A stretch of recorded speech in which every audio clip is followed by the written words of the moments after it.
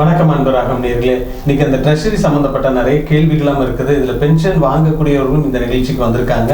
அவங்களோட சந்தேகங்களும் கேட்கறதுக்கு இருக்காங்க. அந்த சந்தேகங்களை தெளிவுபடுத்துறதுக்காக ட்ரெஷரி சம்பந்தப்பட்ட அதிகாரிகளும் இங்க வந்திருக்காங்க. அவங்களோட சந்தேகங்களை தெளிவுபடுத்திருக்கு. இந்த சந்தேகம் தெளிவுபடுறதுனால என்னன்னா மற்ற பென்ஷனருக்கு ரொம்ப யூஸ்ஃபுல்லா இருக்கும். ஏன்னா இப்போ ரொம்ப தூரத்துல இருப்பாங்க, அவங்க கேட்கக்கூடிய அந்த சந்தேகங்கள்லாம் வந்துட்டு ஒரு விளக்கம் கிடைச்சுன்னா அவங்க ட்ரெஷரி ஆஃபீஸ்க்கு வரலாமா வேண்டாமா, இல்லை இந்த மாதிரியான ஆஃபீஸஸ் நம்ம சந்திக்கலாமா அப்படிங்கிற சந்தேகங்களும் இருக்கும். இது ஒரு பெரிய டீம் மாதிரி இந்த நிகழ்ச்சிக்கு வந்திருக்காங்க. எப்பவுமே நேரலை நிகழ்ச்சி அப்படின்றப்ப ஒருத்தர் சார்ந்தே இருக்கும். இந்த நிகழ்ச்சியை பொறுத்த வரைக்கும் என்னன்னா பென்ஷன் வாங்குறவங்களும் இருக்காங்க, அதே மாதிரி பென்ஷன் கொடுக்குறவங்க ட்ரெஷரி ஆஃபீஸ்ல வந்து கொடுக்குறாங்க பார்த்தீங்களா, அவங்களும் இருக்காங்க. அந்த சந்தேகங்களும் கேட்டு தெளிவுபடுத்துறதுக்காக தான் இந்த நிகழ்ச்சி. இந்த நிகழ்ச்சியில பார்த்தீங்கன்னா M Sankaranarayanan district treasury officer அவர்கள் வந்துள்ளார். வணக்கம் சார். வணக்கம். அதே போல Thiru K Senthilkumar assistant treasury officer sub treasury கூடுதல். வணக்கம் சார். ரொம்ப மகிழ்ச்சி சார் நிகழ்ச்சிக்கு வந்ததுக்காக.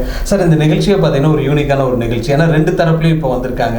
ஏன்னா எப்பவுமே இந்த நிகழ்ச்சி எப்படி போயிட்டு இருக்கோம்னா ஒரு தரப்புல போயிட்டு இருக்கும், இன்னொருத்தர் கேட்டிருப்பாங்க, சந்தேகங்கள் வந்து ஆஃபீஸ்ல தெளிவுபடுத்துற மாதிரி இருக்கும். பட் இந்த நிகழ்ச்சியில் என்னன்னா ரெண்டு தரப்புல வரப்போ இங்கேயே அந்த சந்தேகங்களை கேட்டு தெளிவுபடுத்துற மாதிரி இருக்கும். என்னென்னலாம் சந்தேகம் இருக்கும் ஆஸ் அ ட்ரெஷரி ஆஃபீஸராக நீங்க ஒரு இன்ட்ரடக்ஷன் கொடுத்தலாம் சார். அதாவது கருவூலம் மற்றும் கணக்குத்துறை வந்து மிக முக்கியமான பணியை செய்து கொண்டு வந்திருக்கிறது. இப்போ பார்த்தீங்கன்னா கருவூலம் கணக்குத்துறை செயல்பாடுகள் அனைத்தும் வந்து சர்வீசஸாக அப்டேட் பண்ணிட்டாங்க நிறையா. இப்போ வந்து மெயினாக வந்து கருவூலம் மற்றும் கணக்குத்துறை என்ன சேவை வழங்குதுன்னா, தமிழ்நாடு அரசு செயல்படுத்தும் திட்டங்களுக்கான தொகையினை அது தொடர்புடைய பயனாளிகளுக்கு வழங்குதல். Okay sir. மெயினானது அது. அப்புறம் அந்த திட்டங்களை செயல்படுத்துறது யாருன்னா அரசு ஊழியர்கள். அந்த அரசு ஊழியர்களுக்கு ஊதியம் உள்ளிட்ட பணப்பயன்களை வழங்குதல். ரெண்டாவது, அந்த அரசு திட்டங்களை செயல்படுத்தி பணியிலிருந்து ஓய்வு பெற்ற ஓய்வூதியர்களுக்கு ஓய்வூதியம் தொடர்பான பணப்பயன்கள் வழங்குதல். இந்த மூணும் பார்த்திங்கன்னா ஒன்றோட ஒன்று சார்ந்து இருக்கும். Okay sir. அரசோட திட்டப்பணிகள், அதை செயல்படுத்துகிற அரசு ஊழியர்கள், அப்புறம் அவங்க 60 வயசுக்கு அப்புறம் ரிட்டையர்ட் ஆகிடுறாங்க. பார்த்தீங்கன்னா ஒரு அரசு ஊழியர் வந்து கிட்டத்தட்ட ஒரு 45 வருஷம் அவங்க வந்து அந்த சர்வீஸில் ட்ராவல் பண்ணிவிட்டு அதுக்கடுத்து ரிட்டையர்மெண்ட் அந்த ரிட்டையர்மெண்ட் பீரியடை என்ஜாய் பண்ணுறாங்க. ஆனால் கருவூலத்துறை வந்து ஆரம்ப காலத்திலேருந்து அவங்க கூடயே பயணித்து கொண்டு இருக்கிற ஒரே துறை பார்த்தீங்கன்னா கருவூலம் மற்றும் கணக்குத்துறை தான். ஸோ அந்த துறை வந்து விரைவாக தனது சேவைகளை வழங்கும் பொருட்டு நிறைய அப்டேஷன் கொண்டு வந்திருக்கிறாங்க. எங்களோட துறை தலைவர் மதிப்புக்குரிய ஆணையர் அவர்களுடைய வழிகாட்டுதலின் பேரில் இந்த IFHRMS அப்படிங்கிற திட்டத்தை வந்து ஒரு டீம் வந்து ரொம்ப கடினமாக உழைப்போடு செயல்படுத்தி வருகிறது. அதை வந்து கூடுதல் இயக்குனர் மின்னாளுமை வந்து அதை தலைமை தாங்கி நடத்திட்டு வர்றாங்க. அதில் நிறையா நாங்கள் படிநிலை கடந்து வந்திருக்கிறோம். இப்போ இன்றைக்கி நம்ம பேசக்கூடிய டாபிக் என்னன்னா, இப்போ அரசு ஊழியர் வந்து டைரெக்டாக அடிக்கடி எங்களோட டச்சில் இருப்பாங்க. ஆனால் பென்ஷனர்ஸ் வந்து அவங்களாம் அவங்க ஊரில் இருப்பாங்க. அவங்களுடைய வயது காரணம், அவங்க வந்து அவங்க ஃபேமிலி செட்டில் ஆகிருப்பாங்க, சில பேர் வெளியில் இருப்பாங்க. ஸோ அவங்களுக்கெல்லாம் போய் நம்ம ஒருத்தர்ட்டையும் போய் கருவூலத்துறையோட டெவலப்மெண்ட் ஆக்டிவிட்டீஸ் என்ன அப்படிங்கிறத சொல்ல முடியாது. ஆனால் எங்களுக்கு வந்து நாங்கள் இது வரைக்கும் நிறைய கருவூலத்துறையோட செயல்பாடுகளை வந்து எங்களுக்கு பென்ஷனர் மத்தியிலையும் சரி, எம்ப்ளாயி மத்தியிலையும் சரி, அரசு அலுவலகங்களுக்கும் சரி, முக்கியமாக சில சேவைகள் வந்து நம்ம பப்ளிக்கும் செய்கிறோம். அதை வந்து ராகம் டிவி தான் நிறைய எங்களுக்கு இந்த மாதிரி அதை கொண்டு போய் சேர்த்துருக்குறாங்க. அதில் ராகம் டிவிக்கு எங்களுடைய வணக்கத்தையும் நன்றியும் தெரிவித்துக் கொள்கிறோம். இப்போ இந்த நிகழ்ச்சியில் வந்து பென்ஷன் தொடர்பான ஒரு முக்கியமான பென்ஷனருக்கு என்னென்ன சேவைகள் செய்து வருது, அதில் என்னென்ன டெவலப்மெண்ட் இருக்குது, அதை எப்படி ஸ்பீடாக செய்கிறாங்க அப்படிங்கிறத ஒரு சின்ன பென்ஷனரையே நம்ம ஓய்வூதியரையே இங்கே அழைத்து வந்து அவர்கள் கேட்கும் கேள்விக்கு வந்து விளக்கம் கொடுப்பதற்காக எங்களுடைய உதவி கருவூல அலுவலர் திரு செந்தில்குமார் வந்திருக்கிறாங்க. ஓய்வூதியர்களுக்கு அவங்க கேட்கும் கேள்விகளுக்கு தெளிவான விளக்கங்களை அவர் வழங்குவார். ஓகே சார், ரொம்ப மகிழ்ச்சி சார். சார், சென்ற நிகழ்ச்சியில் வந்துட்டு அந்த பேங்க்கை பற்றி நீங்கள் சொல்லியிருந்தீங்க. ஏன்னா அந்த நிகழ்ச்சியை பார்த்துட்டு ஒரு ஓய்வூதியர் பென்ஷனர் வந்துட்டு ஃபோன் பண்ணி கேட்டிருந்தாங்க, என்ன இந்த மாதிரி அந்த லோன் வாங்கியிருக்கோம் அப்படின்னு. இதெல்லாம் வந்துட்டு ECS மூலியமாக தான் அந்த லோனில் டைரெக்ட் ஆகுது சார். அதில் என்ன ஒரு மந்த் வந்து பிடிக்காமல் விட்டுட்டாங்க, அந்த ECSல பிடிக்காமல் விட்டந்தாட்டி அப்படியே அந்த கண்டினியூஷன் ஒரு இன்ஸ்டால்மெண்ட் பேலன்ஸாக இருக்கப்போ லாஸ்ட்டாக பிடிச்சிட்டாங்க, அத்தனை இன்ஸ்டால்மெண்ட்டும் பிடிச்சிட்டாங்க. எங்களுக்கு அதை நம்பி இருக்கப்போ முடியல, இது பேங்க்கோட தவறாக இருக்குது, அதுக்கு ஏதாவது ஒரு விஷயம் இருக்குமா அப்படின்ற மாதிரி கேட்டிருந்தாங்க. இல்லை, அது நம்ம வந்து பேங்க்குக்கு நம்ம ஒவ்வொரு முறையும் ஒவ்வொரு பேங்க்குங்க சொல்கிறோம், நீங்கள் லோன் கொடுக்கும்போதே எல்லாத்தையும் வெரிஃபை பண்ணி கொடுங்க. இன்னொன்று அந்த பென்ஷனருக்கு வந்து கஷ்டம் கொடுக்காம செய்யணும்.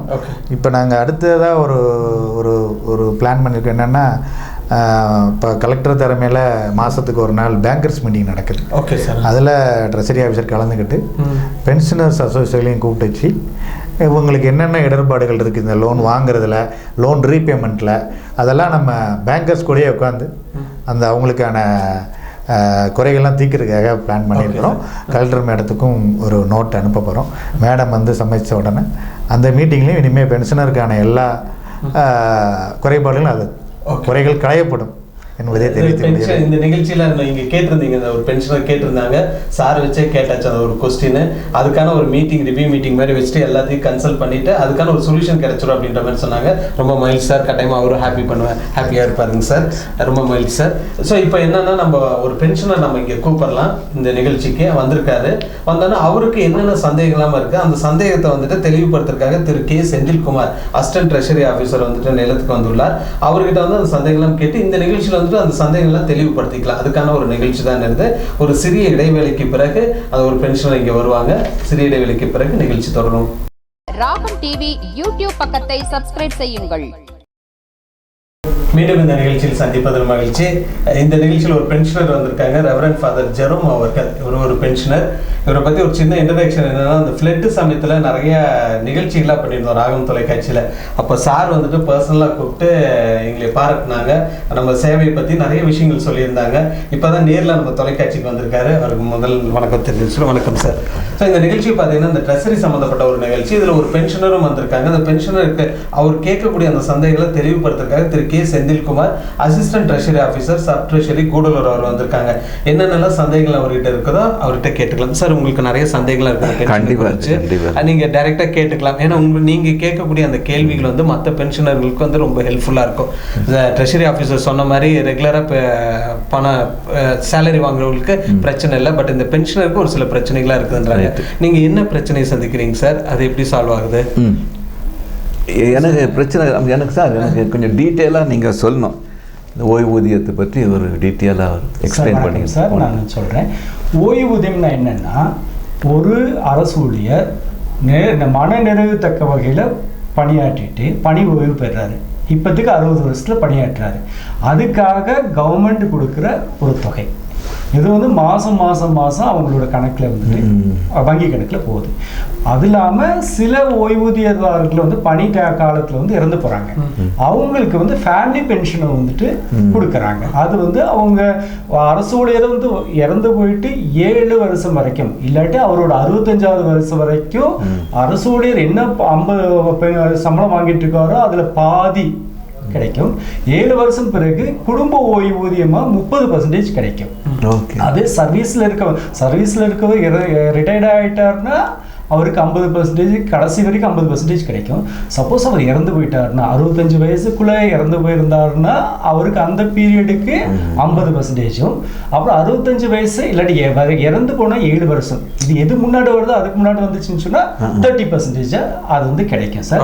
மன நிறைவு தகுந்தவரையில் ஃபர்ஸ்ட் பணியாற்றி இருக்கணும், ரிட்டையர்மெண்ட் ஆயிருந்திருக்கணும். 1/4/2003க்கு முன்னாடி அவர் கவர்மெண்ட் சர்வீஸ்ல ரெகுலர் சர்வீஸ்ல இருந்திருக்கணும். ரெகுலர் சர்வீஸ்ல இருந்தாருன்னா அந்த பென்ஷனுக்கு அவர் எலிஜிபிள். அப்போ வந்து என்னன்னா அவரோட சர்வீஸ்க்கு கவர்மெண்டாக பார்த்து 50% வந்து நம்மளோட இதுக்கு வந்து தராங்க. அது சார். அதில் வந்துட்டு நம்ம வந்து பென்ஷன் கான்ட்ரிபியூஷனாக ஜிபிஎஃப்ல வந்துட்டு மாதம் நம்ம சர்வீஸில் இருக்கும் போது 12% சம்பளத்தில் 12% நமக்கு நம்ம கான்ட்ரிபியூட் பண்ணணும். அதுதான் ஃபர்ஸ்ட் இது சார். இதில் வந்துட்டு நம்ம சர்வீஸ் பென்ஷன், அதாவது அரசு ஓய்வூதியம் சொன்னோம்னா சர்வீஸில் இருக்கவங்க ரிட்டையர்ட் ஆன பிறகு கொடுக்கறது அரசுக்கான சிவில் ஓய்வூதியம். சப்போஸ் அவங்க வந்து இறந்து போயிட்டாங்க, இல்லாட்டி அவங்க ரிட்டையர்ட் ஆன பிறகு இறந்து போயிட்டாங்கன்னு சொன்னோன்னா அந்த சிவில் ஓய்வூதியத்தை ஃபேமிலி ஓய்வூதியமாக வந்துட்டு கன்வெர்ட் வந்து பண்ணிக்கலாம் சார். இதுதான் ஒரு சின்னதாக ஒரு பென்ஷன் பற்றி, பென்ஷன்னா என்னன்றதுக்கான ஒரு சின்ன இது சார். சர்வீஸ் வந்து அந்த 30 இயர்ஸ் சர்வீஸில் இருந்துச்சுன்னா அவங்க முழு பென்ஷன் கிடைக்கும். 20 இயர்ஸ் to 30 இயர்ஸ் இருந்துச்சுன்னா அதுக்கேற்ற மாதிரி ப்ரொபோர்ஷனேட்டாக கிடைக்கும். ஆனால் அதை வந்து சர்வீஸ் எப்படி கால்குலேட் பண்ணுறாங்கன்னா ஒவ்வொரு 6 மாதமாக அப்படியே பிரித்து நம்பர் ஆஃப் இயர்ஸ் வந்து கேட்ட மாதிரி வராங்க. மேக்ஸிமம் பென்ஷன் இப்போ வந்து மொத்தம் இப்போ 50,000 இது சம்பளம் வாங்கியிருந்தாருன்னா அவருக்கு பாதி 25,000 வரணும்னு சொன்னோன்னா 30 வருஷம் இல்லாட்டி 60 ஆஃப் இயர்ஸ்க்கு வந்து அவங்க வந்து ஒர்க் பண்ணியிருக்கணும். இல்லைன்னா 20 வருஷத்துக்கு மேலே 30 வருஷத்துக்குள்ள இருந்துச்சுன்னா அதுக்கேற்ற ப்ரொபோர்ஷனேட்டாக அவங்களுக்கு பென்ஷன் வந்துட்டு கிடைக்கும் சார். சார் இப்போ அந்த ஓய்வூதியத்தை பற்றி நீங்கள் சொல்லியிருந்தீங்க, பென்ஷனை பற்றி சொல்லியிருந்தீங்க. இப்போ சார் இருக்கப்போ அந்த அப்டேஷன்ஸ் எல்லாம் குறைவாக இருந்திருக்கும். அதில் ஒரு சில பிரச்சனை மேனுவல் கேல்குலேஷன்ஸ் அந்த மாதிரிலாம் இருந்திருக்கும். இப்போ இந்த ட்ரெஷரி சார்ந்து எப்படி அப்டேட் பண்ணியிருக்கீங்க ஓய்வூதியத்தை பொறுத்த வரைக்கும்? இப்போ ஆக்சுவலாக 1994 ஒன்றாவது ஃபஸ்ட்டு வந்துட்டு நாங்கள் வந்துட்டு கம்ப்யூட்டரைசேஷன் கொண்டு வந்தது ட்ரெஷரி. அதாவது மற்ற டிபார்ட்மெண்ட்டில் கம்ப்யூட்டரைசேஷன்னா என்னன்னு தெரியறதுக்கு முன்னாடி ட்ரெஷரி வந்து கம்ப்யூட்டரைஸ் ஆயாச்சு. அந்த மாதிரி இந்த பென்ஷன் வந்துட்டு நாங்கள் வந்துட்டு கவர்மெண்ட்டில் ஒரு டிபார்ட்மெண்ட்டில் ஒருத்தர் வந்து ரிட்டையர்ட் ஆகியிருந்தாலும் ஏஜி அக்கௌண்டன்ட் ஜெனரல் இல்லை மாநில கணக்காயர் சென்னை அவங்களுக்கு வந்துட்டு நம்ம பென்ஷன் ப்ரொப்போசல் அனுப்புகிறோம். அந்த ப்ரொப்போசலை வந்து அவங்க செக் பண்ணிவிட்டு இவங்களுக்கு எலிஜிபிள் இருக்குன்னு சொன்னாங்கன்னா அவங்களோட பென்ஷனை வந்துட்டு அவங்களுக்கு டிட்டர்மின் பண்ணி இவ்வளோ தான் சொல்லிட்டு ஒரு ஆர்டர் போடுறாங்க. ஓகே, அந்த ஆர்டர் பேஸ் பண்ணி தான் நாங்கள் பென்ஷன் கொடுக்குறோம். இதனால வந்து என்னென்னா பென்ஷன் வந்து குறைவாகும் அப்படின்றத கிடையாது. அதில் வந்துட்டு பென்ஷனில் வந்து சிவில் பென்ஷனாக இருந்தால் 1/3 ஆஃப் பென்ஷன், அதாவது 3இல் 1 பங்கு ஓய்வூதியத்தை வந்து நம்ம மொத்தமாக தொகுத்து வந்து கம்யூட்டேஷனாக ஃபஸ்ட்டே வாங்கிக்க முடியும். இந்த ஆர்டரெல்லாம் வந்து யார் தருவாங்கன்னு சொன்னால் ஏஜி தான் தராங்க சார். அதனால் குறைவாக கிடைக்குதுன்றது கிடையாது. அதெல்லாம் சில டைமில் பே கமிஷன் வந்ததுன்னா இப்போ புது பே கமிஷன் வருது. வர டைமில் என்ன ஆகுதுன்னு சொன்னோன்னா நம்ம நினைக்கிறோம் நமக்கு ஈக்குவலண்ட்டாக இப்போ வாங்கியிருக்கவங்க நம்மளோட அதிகமாக வாங்கியிருக்காங்கன்னு சொன்னா டிபார்ட்மெண்ட்லேயே ஃபிக்ஸேஷன் பண்ணுறதுக்கான ஆப்ஷன்ஸ் எல்லாம் கூட கொடுத்துருக்காங்க. அதனால வந்து என்னன்னா பென்ஷன் குறைவாகிறதுக்கு வந்துட்டு வாய்ப்பு கிடையாது. சப்போஸ் பென்ஷனர் எனக்கு குறைவா இருக்குன்னு தெரிய அப்படின்னு சொல்லிட்டு ஏதாவது அவருக்கு ஒரு கிரீவன்ஸ் இருந்ததுன்னு சொன்னான்னா நேராக எந்த ட்ரெஷரியில் வாங்குறாங்களோ அந்த ட்ரெஷரிக்கு போகலாம். வரும்போது மறக்காம அவங்களோட பென்ஷன் பேமெண்ட் ஆர்டர் ஓய்வூதிய புத்தகத்தை வந்து கொண்டு வந்தால் நம்ம வந்து அதுக்கு ஏற்ற மாதிரி கரெக்டாக என்னன்றது பார்த்து. சார் இந்த இடத்துல ஒரு டவுட்டு என்னன்னு பார்த்துட்டிங்கன்னா சில மேனேஜ்மெண்ட் ஸ்கூல்ஸோ இல்லை மேனேஜ்மெண்ட் இன்ஸ்டிடியூஷன்ஸ்லாம் இருக்குது. அவங்க என்ன பண்ணிடுறாங்கன்னா கவர்மெண்ட் சேலரியை மறைச்சிட்டு அவங்க மேனேஜ்மெண்ட்டே சேலரிஸை ப்ரொவைட் பண்ணாங்க. உதாரணத்துக்கு கவர்மெண்ட்லேருந்து ஒரு 20,000 ரூபாய் சேலரியாக தராங்கன்னா அவங்களுக்கு ஒரு 2,000-3,000 ரூபாய் சேலரி கொடுத்து இது பண்ணிடுறாங்க. இது இந்த ஓய்வூதியருக்கு தெரியாமே இருந்துச்சு. நீங்கள் சொன்ன மாதிரி அந்த டீட்டெயில்ஸ் எல்லாம் இப்போ வந்ததுக்கப்புறம் அந்த ஓய்வூதியம் வாங்கினோன்னு தான் ஒரிஜினல் சேலரி அவங்களுக்கு தெரியுது இவ்வளோ ஓய்வூதியம் வருதா அப்படின்னு. இப்போ அதுக்கு முன்னாடி இருக்கப்போ இதெல்லாம் இருந்துச்சு, இந்த மாதிரி சின்ன சின்ன பிரச்சனை அதெல்லாம் இப்போ சரியாயிடுச்சு. சார் இப்போ என்னன்னா 1/10/2020 முன்னாடி நாங்கள் வந்து எல்லாமே வந்துட்டு எங்களோட ஒவ்வொரு ட்ரெஷரியிலும் தனித்தனியாக ஒரு கம்ப்யூட்டர் இருக்கும். அதில் வந்து கன்சாலிடேட் பண்ணிவிட்டு அவங்களுக்கு சம்பளம் போட்டுட்டு இருந்தோம். மேனேஜ்மெண்ட்டுக்கிட்ட அந்த இது கொடுத்துட்டோம். ஆமாம் சார். பட் இப்போ என்னன்னா இந்த IFHRM கீழே ஒருங்கிணைந்த மனித வள மற்றும் மேம்பாட்டு திட்டத்தின் கீழே வந்து என்ன பண்ணுறோம்னா எல்லாத்தோட அக்கௌண்ட் நம்பர் வாங்கியிருக்கோம். இண்டிவிஜுவல் டீச்சரோட அக்கௌண்ட் நம்பர் வாங்கியிருக்கோம். அதனால மேனேஜ்மெண்ட் இருந்த ஒரு கொஸ்டின் கிடையாது. மேனேஜ்மெண்ட் என்ன பண்ணுறாங்கன்னா அந்த சென்டரில் சாங்ஷனர்னு ஒரு போஸ்ட் வச்சுருக்கு. ஃபஸ்ட்டு ஒரு பில்லை போடுறதுன்னா இனிஷியேட்டர், அதாவது ஃபர்ஸ்ட் ஸ்டார்ட் பண்ற ஒருத்தர் இருப்பார், கிளர்க் ஒருத்தர் இருப்பாங்க. அதுக்கப்புறமேட்டு சாங்ஷனர் சொல்லிட்டு அந்த கரஸ்பாண்டோ யாரோ ஒருத்தர் வந்து அப்ரூவ் பண்றாரு. அப்ரூவ் பண்ணிட்டு டியூ ஆஃபீஸ் போயிட்டு சாங்ஷன் ஆகிட்டு ட்ரெஷரிக்கு வந்துச்சுன்னா நாங்கள் பில் பாஸ் பண்ணோம்னா அதை எண்ட் ஆஃப் த டே, அதாவது பில்லு பாஸ் ஆகிடுச்சு இல்லை 30ஆம் தேதி சம்பளம் வந்ததுன்னா மேனேஜ்மெண்ட்டுக்கு போகாது. அதுக்கு பதில் இண்டிவிஜுவல் டீச்சருக்கோ சாருக்கோ அந்த மேனேஜ்மெண்ட்ல இருக்கவங்க ஈவன் ஓஏலேருந்து ஆரம்பிச்சு அவங்களோட ஹெட் மாஸ்டர் வரைக்கும் அவரோட இண்டிவிஜுவல் அக்கௌண்ட்டு தான் போகுமே தவிர்த்து பழைய காலத்து சார் சொல்ற மாதிரி வந்துட்டு அந்த ரொம்ப நல்லது. இப்போ நீங்க எப்படி ஃபீல் பண்றீங்க சார்? இப்போ அந்த பென்ஷனை பத்தி எப்படி இருக்கு நீங்க சொல்லுங்க சார். ஏன்னா நீங்க பென்ஷன் ஒவ்வொரு ஸ்டேஜ் பை ஸ்டேஜா வாங்கியிருக்கலாம். இப்போ கம்ப்யூட்டரைஸ்ட் ஆயிடுச்சு. ஃபர்ஸ்ட் சார் சொன்ன மாதிரி கம்ப்யூட்டரைஸ்டு ட்ரெஷரியில தான் கொண்டு வந்திருந்தாங்கன்னு சொன்னாங்க. அதுக்கப்புறம் இப்போ அந்த ஃபர்ஸ்ட் இருந்த டிஃபிகல்ட்டிக்கு இப்போ எப்படி நீங்க ஃபீல் பண்றீங்க? இப்போ கொஞ்சம் ஈஸியாக தான் இருக்குது. கண்டிப்பாக டெஃபினட்டாக இல்லை ஈஸினா எப்படி நீங்க சொல்றீங்க? ஃபர்ஸ்ட்ல அடிக்கடி ட்ரெஷரி ஆஃபீஸ் போவோம், இப்போ ட்ரெஷரி ஆஃபீஸாக போகிறது இல்லை அப்படின்ற மாதிரி இருக்குங்களா? இல்லை, ஒரு தடவை போனால் எல்லாம் சரியாயிட்டு வந்துடுறது. ஓகே சார், ரொம்ப ஈஸியாக இருக்குது. ஓகே சார், ரொம்ப ஈஸியாக இருக்குங்களாமா சார்? சாரே சொல்லி சார். ஓகே பென்ஷன் சார் ரொம்ப சார் இந்த நிகழ்ச்சியில் பார்த்தீங்கன்னா அதாவது treasury officer, assistant treasury officer, sub treasury officer Gudalur அவர்கள் வந்துட்டு விளக்கம் கொடுத்துருந்தாரு. இதில் என்னன்னா ஒரு பென்ஷனர் வந்திருக்காங்க, ரெவரண்ட் ஃபாதர் ஜெரோம் அவர்கள் வந்திருக்காங்க. அவங்களும் வந்துட்டு இந்த பென்ஷன் வந்துட்டு வாங்கிட்டு இருக்காங்க. அவர் ஒரு சில கேள்விகள்லாம் கேட்டிருக்காரு, அதுக்கான விளக்கமும் கொடுத்துருக்காங்க. சார் அடுத்த சந்தேகம் என்ன உங்களுது? அடுத்தது வந்து இந்த சிபிஎஸ்னா என்ன, அது யார் யாருக்கு பொருந்தும் சார்? 1/4/2003 முன்னாடி ரெகுலர் கவர்மெண்ட் சர்வெண்ட்டாக இருந்த யாருக்குமே பழைய பகிர்ந்தளிப்பு ஓய்வூதியம் தான் வந்து கிடைக்கும் சார். இப்போ 1/4/2003 பின்னாடி யார் கவர்மெண்ட் சர்வீஸில் வந்தோன்னா ரெகுலர் கவர்மெண்ட் சர்வெண்ட்டாக இருந்தாங்கன்னா அவங்களுக்கு சிபிஎஸ் கான்ட்ரிபியூட்டரி பென்ஷன் வந்து ஸ்கீம் வந்து கொண்டு வந்திருக்காங்க. கவர்மெண்ட்டாக கான்ட்ரிபியூட்டரி பென்ஷன் ஸ்கீம் கொண்டு வந்திருக்காங்க. இதை ஒரு சிம்பிளாக சொல்கிறதுனா அவங்களோட சம்பளம் அதை பே ப்ளஸ் அதுக்கான டியர்னஸ் அலவன்ஸ் அகவிலைப்படி ரெண்டுத்துலேயுமே 10% மாதம் பிடிச்சிடுறாங்க. Okay sir. பிடிச்சிட்டு அதோட எண்ட் ஆஃப் த இயரில் அந்த பென்ஷன் இதுக்கு சம்பளம் 10% சம்பளம் ப்ளஸ் வந்துட்டு டிஏக்கு அது எவ்வளோ கட்டியிருக்காங்களோ அதுக்கான இன்ட்ரெஸ்ட் கொடுக்குறாங்க. அதே சேம் டைம் அந்த 10% நம்ம கொடுத்த மாதிரி கவர்மெண்ட்டும் 10% வந்து ஒரு போர்ஷன் கொடுக்குறாங்க. அப்புறம் அதுக்கான இன்ட்ரெஸ்ட் கொடுக்குறாங்க. எண்ட் ஆஃப் தி இயரில் பார்த்தீங்கன்னா உங்களுக்கு அந்த பர்டிகுலர் பீரியடுக்கு நீங்கள் எவ்வளோ ரூபாய் கட்டியிருக்கீங்க அதுக்கான இன்ட்ரெஸ்ட். அதே மாதிரி எம்ப்ளாயர்ஸ் கான்ட்ரிபியூஷன், எம்ப்ளாயர்ன்றது இந்த இடத்துல இருந்ததுன்னா தமிழ்நாடு கவர்மெண்ட் அவங்களும் 10% கொடுத்துட்டு அந்த எண்ட் ஆஃப் அவங்களோட சர்வீஸோட எண்டில் மொத்தமாக எவ்வளோ லட்சங்கள் வந்திருந்தாலும் அதை வந்து கொடுக்குறாங்க. இதில் வந்து ஒரு பெரிய இது என்னென்னா இப்போத்த நிலைமையில் கவர்மெண்ட் சர்வெண்ட்டுக்கு பென்ஷன் இதில் கிடையாது. பழைய இதில் 1/4/2003 முன்னாடி இருந்ததுன்னா அவங்களுக்கு பென்ஷன் உண்டு. இப்போ கான்ட்ரிபியூட்டரி பென்ஷன் ஸ்கீமில் வந்து பென்ஷன் கிடையாது. அவங்க என்ன கான்ட்ரிபியூட் பண்ணியிருந்தாங்களோ அது ப்ளஸ் அதுக்கான இன்ட்ரெஸ்ட் ப்ளஸ் எம்ப்ளாயீஸ்க்கு தமிழ்நாடு கவர்மெண்ட்டோட கான்ட்ரிபியூஷன் அதுக்கான இன்ட்ரெஸ்ட் அது மொத்தமாக சேர்த்து அவங்களுக்கு கடைசியில் அவங்க ரிட்டைர்மெண்ட் டைமில் கிடைக்கும். சார் தெளிவான ஒரு விளக்கம் கொடுத்துருந்தாங்க சார். பென்ஷனுக்கும் சிபிஎஸ்க்கும் சொல்லியிருந்தீங்க. இப்போ ஒருவேளை அந்த சிபிஎஸ் வாங்கிட்டு இருக்காங்க இல்லைங்க சார், அவங்களுக்கு வந்துட்டு ஏஜ் ஆக கொஞ்சம் அமௌண்ட்டு தேவைப்படும், இல்லை செக்யூர்டாக இருக்கிற மாதிரி காரணத்துக்காக தான் அந்த பென்ஷன் ஸ்கீம்ங்கிறது கொண்டு வந்தாங்க. இப்போ அந்த சிபிஎஸ் அப்படிங்கிறது கொண்டு வந்தப்போ ஒரு எம்ப்ளாயை எப்படி ஒரு செக்யூர் பண்ணுதுங்க சார்? இப்போ மந்த்லி பென்ஷனருக்கு அமௌண்ட் வந்துடுது, ஏதாவது இன்க்ரிமெண்ட் போட்டாலும் அவங்களுக்கு வந்துடுது, அதனால அவங்க ஒரு சேஃபர் சைடில் இருக்காங்க. இப்போ சிபிஎஸ் வாங்குறாங்க, அவங்களுக்கு என்ன கேரண்டி இருக்குங்க சார் ஆஃப்டர் ரிட்டைர்மெண்ட்? இல்லை சார், கவர்மெண்ட் வந்துட்டு இன்ன டேட்டில் வந்துட்டு இது வரைக்கும் வந்துட்டு அவங்களுக்கு கொடுக்குற அதாவது எம்ப்ளாயீஸ் கான்ட்ரிபியூஷன் ப்ளஸ் இன்ட்ரெஸ்ட்ல வந்து எடுக்கிறதுக்கான என்ன வழிவகைகளும் இது வரைக்கும் கொடுக்கல. பின்னர் காலத்தில் கொடுக்கறதுக்கான வாய்ப்புகள் இருக்கு. அதுக்கான ஒரு கமிட்டி போட்டிருக்காங்க. அதாவது இந்த மாதிரியே இவங்களுக்கு பென்ஷன் கொடுக்கலாமா, இல்லாட்டி உங்களோட கான்ட்ரிபியூஷன் கொடுத்ததுல வந்துட்டு நம்ம வந்து ஒரு போர்ஷன் வந்து எடுத்துக்கலாமான்றதுக்கு ஒரு கமிட்டி போட்டிருக்காங்க. கமிட்டியோட இதை பொறுத்தளவுக்கு அரசு என்ன வந்து இது சொல்கிறாங்களோ ஒரு முடிவு எடுக்கிறாங்களோ அதுக்கேற்ற மாதிரி நீங்கள் சொன்ன மாதிரியான அவங்களுக்கு அந்த போர்ஷன் வந்து ஒரு போர்ஷன் வந்து ஒரு டைம் எடுத்து திரும்ப கட்டுறது அந்த மாதிரின்றது பின்ன காலத்தில் வர்றதுக்கான வாய்ப்புகள் ரொம்ப அதிகமாக இருக்குது சார். கண்டிப்பாக அந்த சிபிஎஸ் வாங்குறவங்களுக்கு ஒரு விஷயமும் சார் சொல்லியிருந்தாரு.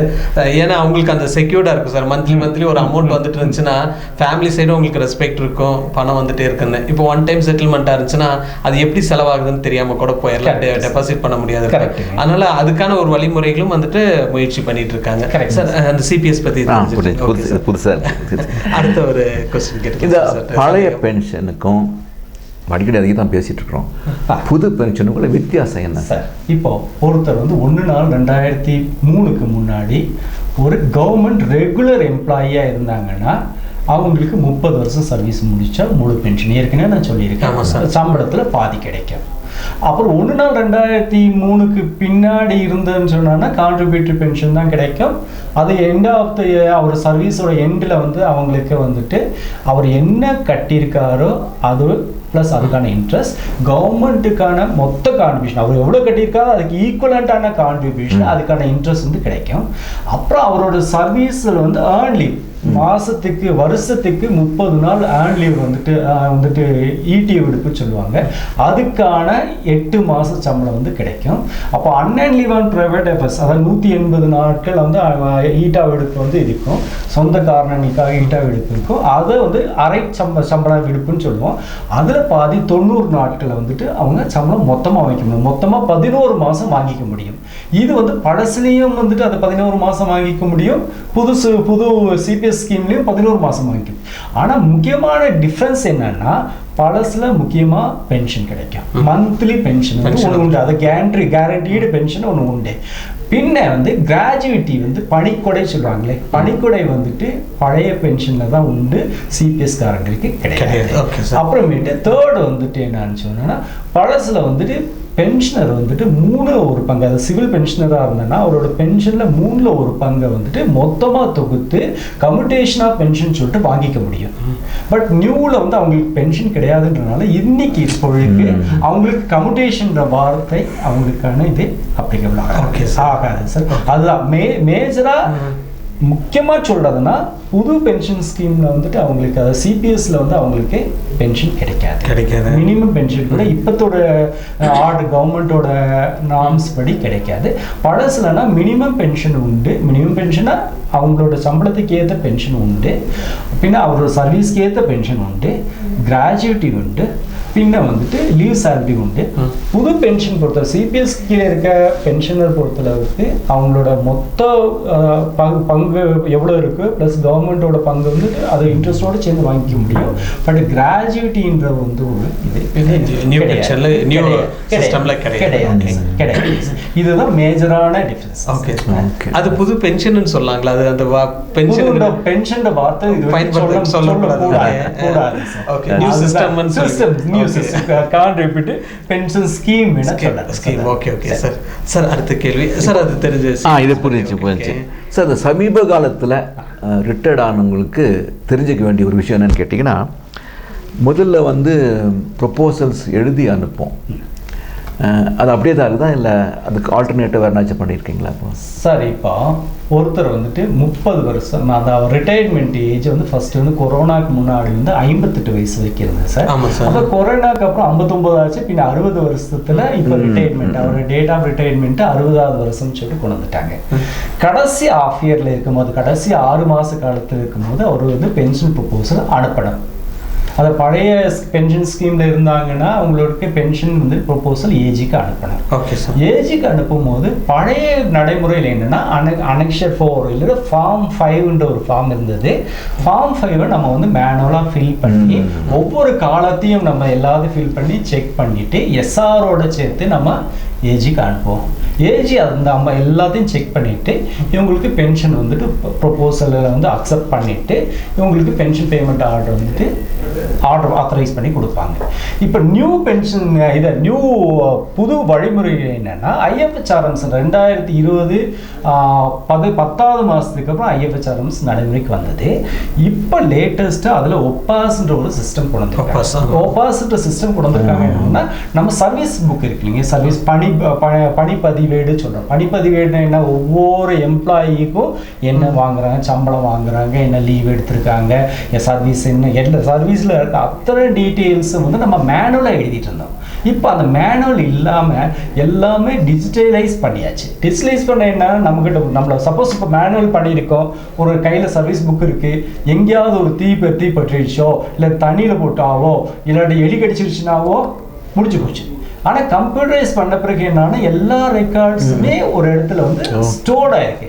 அந்த ரெக்கார்டில் இருந்துட்டு நமக்கு வேணுன்ற டீட்டெயில்ஸ் எல்லாத்தையும் ஃபஸ்ட்டு இஎஸ்ஆர் கம்ப்ளீட் பண்ணி கரெக்டாக செக் பண்ண பிறகு அதுக்கப்புறம் வந்துட்டு நம்ம ஆன்லைன்லேயே நம்ம வந்து பென்ஷன் ப்ரொபோசல்ஸ் அனுப்புகிறோம்.